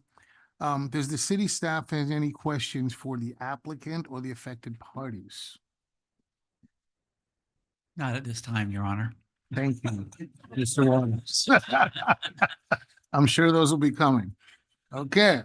Does the applicant have any questions of the city staff or the affected parties? No questions. Just, I think we've clarified the answers to most of the things. The only other thing that I would add is that, we did do an archaeological study. The traffic study wasn't done during COVID. It was done after COVID, and it considered the fact that the bridge was under construction and will be opened back up. As you might know, the traffic reports have to be done based on history and based on future. So it's not based on exactly at that moment, which say you would ask a couple of times. So, and outside of that, I think, from a standpoint of my background, you won't find anything in a Chris Rayleigh because I'm not a general contractor. I'm an engineer, an industrial engineer, and I worked with general contractors in all of my development. So I partner with general contractors, other architects, engineers to get things done. So I'm a real estate developer and builder, just not a general contractor. So Okay, thank you very much. Yep. Do the affected parties have any questions for the applicant or the city staff? Okay, I'll take that as a no. Silence is key. Do the board members have any questions for any of the parties? No. Thank you very much. All right, that's a no. Does the city staff have any closing arguments? I would not say we have any closing arguments. There are a couple of things that were put out there that may need some clarification. The difference between by right development and what has to be approved before a board. If the zoning goes to SFTF 14, it would likely be a major site plan and a conditional use that would come just to you. The project could look effectively just the way it looks right now, and it would just come to you. It would not be 3 public hearings as it is now as a planned development. The other thing too is to consider that if I know there's been a lot of comment about SFR zoning. We've studied it at great length. There could be 28 single-family houses constructed there. And under our SFR zoning setbacks, those houses could be 5 feet from the wall. We do understand, yeah. Well, the public, I know there's been a lot put out there, and I want the public to understand what SFR really means. And not that I'm trying to scare them, but the development as proposed is only about 40% as big as it could be if you did a straight by right single family development that would come before no board at all. And there'd be no public comment at all. So I just trying to protect our backs in the sense that I don't want the public to think that, that SFR is the sacrosanct solution for all this. It would be difficult to probably get those 28 units packed in there, but there is a way to do it. And it could be done as a by right project and come before no one. Understand. So anyway, that's the. Understood. Mr. Rodriguez, would you like to enlighten us with anything? Okay, great. Thank you. Okay. Does the applicant have any closing arguments? Done with that. Okay. Do the affected parties have any closing arguments? Okay, we are entering now the deliberations part of our meeting. After the questioning ends, the chair closes public hearing and ask the board members to discuss the request. All right, at this point, we ask for a motion. So is there a motion on the floor at this point? I would. There's no motion on the floor. So I would Unless say, we may.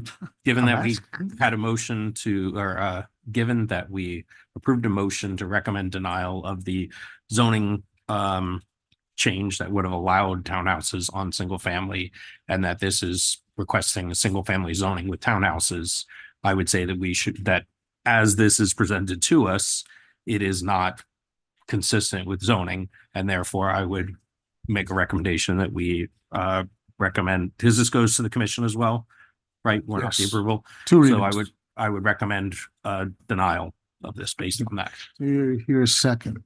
Second. Well, I was also curious about the fact that there was not a distinction right now with that property, or that it's for I forgot what they had mentioned, but I don't know exactly how to phrase this, but is there a way to, because he had mentioned that, oh, we'll just come back with a different kind of project, or pretty much the same kind of project. To kind of, You just right. something like that. I know, but I know that we can also make a suggestion of, like, if it's possible to kind of protect that land and figure out how not to have townhouses and have single family homes. I don't know if that's possible. Do you get what I mean? I think there are deeper things in the zoning code, Mhm. and they'll have to go through the process again, one way or another. So, yeah, you're hitting a pretty complex sort of. Yeah, complex, but not impossible, I suppose. As a board, I think we have to. Yeah. We have No, I know to what vote you mean. this request as Yeah. opposed to kind of Yeah. overstepping what we've been asked to do. But I think, when they come before us, we'll certainly have Yeah. a chance to review whatever application comes in. So. So, I we think have a vote? Well, before you vote, just because that question that was asked, if Mr. Rayleigh chooses to withdraw his application, so the public will not be surprised if he does, it would not go to the city commission. I understand. Well, I want them to, I'll be here to be fully aware of what's going on too. And he does have the right to. Yeah. Pull out. Okay. We have a motion. So we have a motion and second. Motion is second. When should I exercise that right? Wow. Sir, that's up to you. You're a big boy. We have a motion and a second.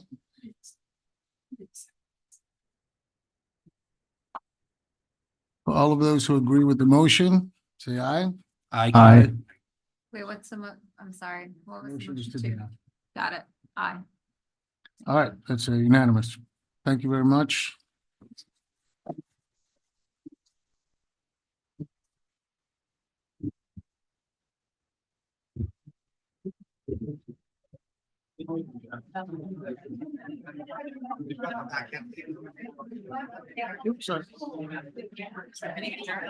No, we have planning. All right, so you need to get on with the rest of the meeting. We have to close the meeting now. Thank you. Mr. Chair. Mr. Chair, We still have to close out the meeting. Mr. Chair. Yes, we still have to We close still out the have- meeting. yes. Keep going. Guys. Dan. We have to close out the Excuse meeting. me, we haven't. We're not- Excuse me, ma'am. Yeah, we're not done. So.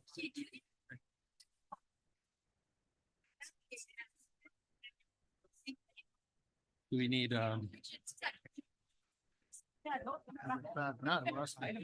Yeah, we gotta go through the planning issues and. Sure, you're welcome. No, it's just, it's. My problem is, I should have never attached it to this. It's zone, it's a freaking nightmare. It's zone, it's zone effect.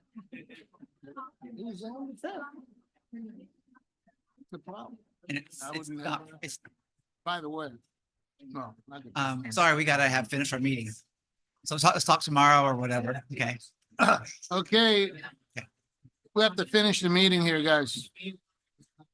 Hey, remember me? Yes, sir. Yeah. Don't worry, I watched the whole thing. I'm sure.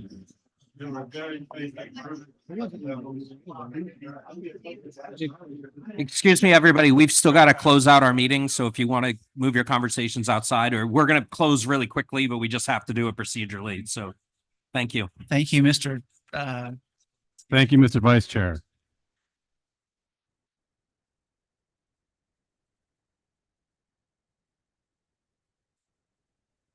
Yeah. Okay, we still have to finish this meeting. Yeah. We have, from our staff, do we have any planning issues? Yes, just to give you a heads up, let's be quick. You are going to be getting a series of land development regulation changes. And there'll be a variety of ordinances coming forward. One proposal is in dealing with affordable housing, some modifications to that. There has been a request to move forward with an accessory dwelling unit ordinance that is effectively written, and it's going to be a component of the affordable housing program. You'll see that. Scott and his team are putting together a series of cleanup items that you'll probably see and hear in April. Also want to give you a heads up that as far as I am, latest news is the Gulfstream Hotel will be closing next week. And we can look forward to either a press conference or a formal announcement that Restoration St. Louis will be the owner of that project and moving it forward very shortly thereafter. There are 2 pending projects that may be before you in the next 3 or 4 months, encompassing about 275 units in different areas of the city. So, Okay, thank you. All right, any public comments? You guys said a lot. It's good. It's good stuff. Good stuff. Department reports. We have any department reports? if you watched the city commission meeting last night, we were approved to move to phase 2 of design work to redo and add on to 1900 Second Avenue. That will be a major effort to improve our security and access to our staff, as well as facilitate some improvements to online abilities to access material.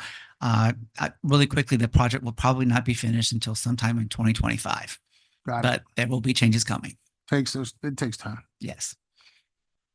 All right. Any board member comments? I have one quick thing off nothing today. Chris, I heard a rumor from an item that occurred at our last meeting, the one with the granite cutting company that was in non-compliance, that got resolved successfully. Can you kind of just update us? Yeah, what we did is we did meet with Mr. Petrona and Wes Blackman. We have worked out, essentially what we did is we worked with Mr. Blackman to, I guess, continue his argument on how we could, in addressing the nonconformities. So we came to a solution where they will be able to do a site plan amendment. They will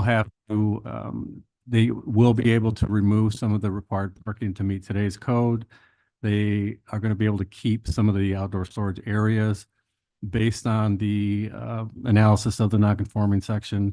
And, some technical stuff as to when it was allowed, when site plan language was in the code. So we worked it out. So anything around 2020, and we're using just on aerials that was outside in the outdoor storage areas. We went ahead and are going to formalize that through the site plan amendment process. They're going to have to do some stuff on the parking. They've agreed to that. But yeah, we're moving forward with that, just waiting on the submittal, so that's where we're at with them. Excellent. I hate to see we lose businesses in the city, so I really appreciate staff taking a second effort and trying to come up with something that works for everybody. So I appreciate that. Thank you. Any other board member comments? Okay. No. Okay. We're adjourned.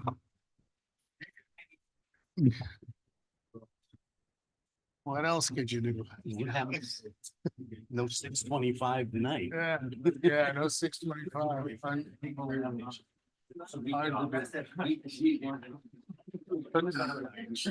All you gotta do is just that's one get rid of that last time. I know.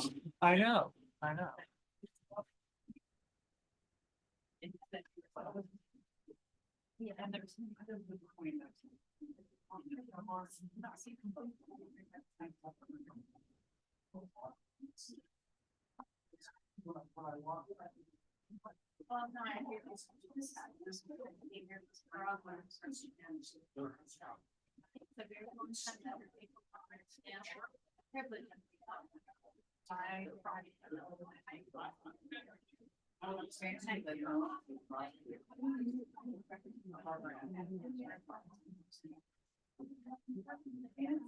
But I know where this goes. Chopped away.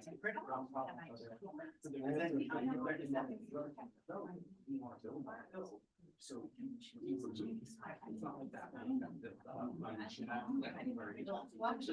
For whatever reason, I just want to.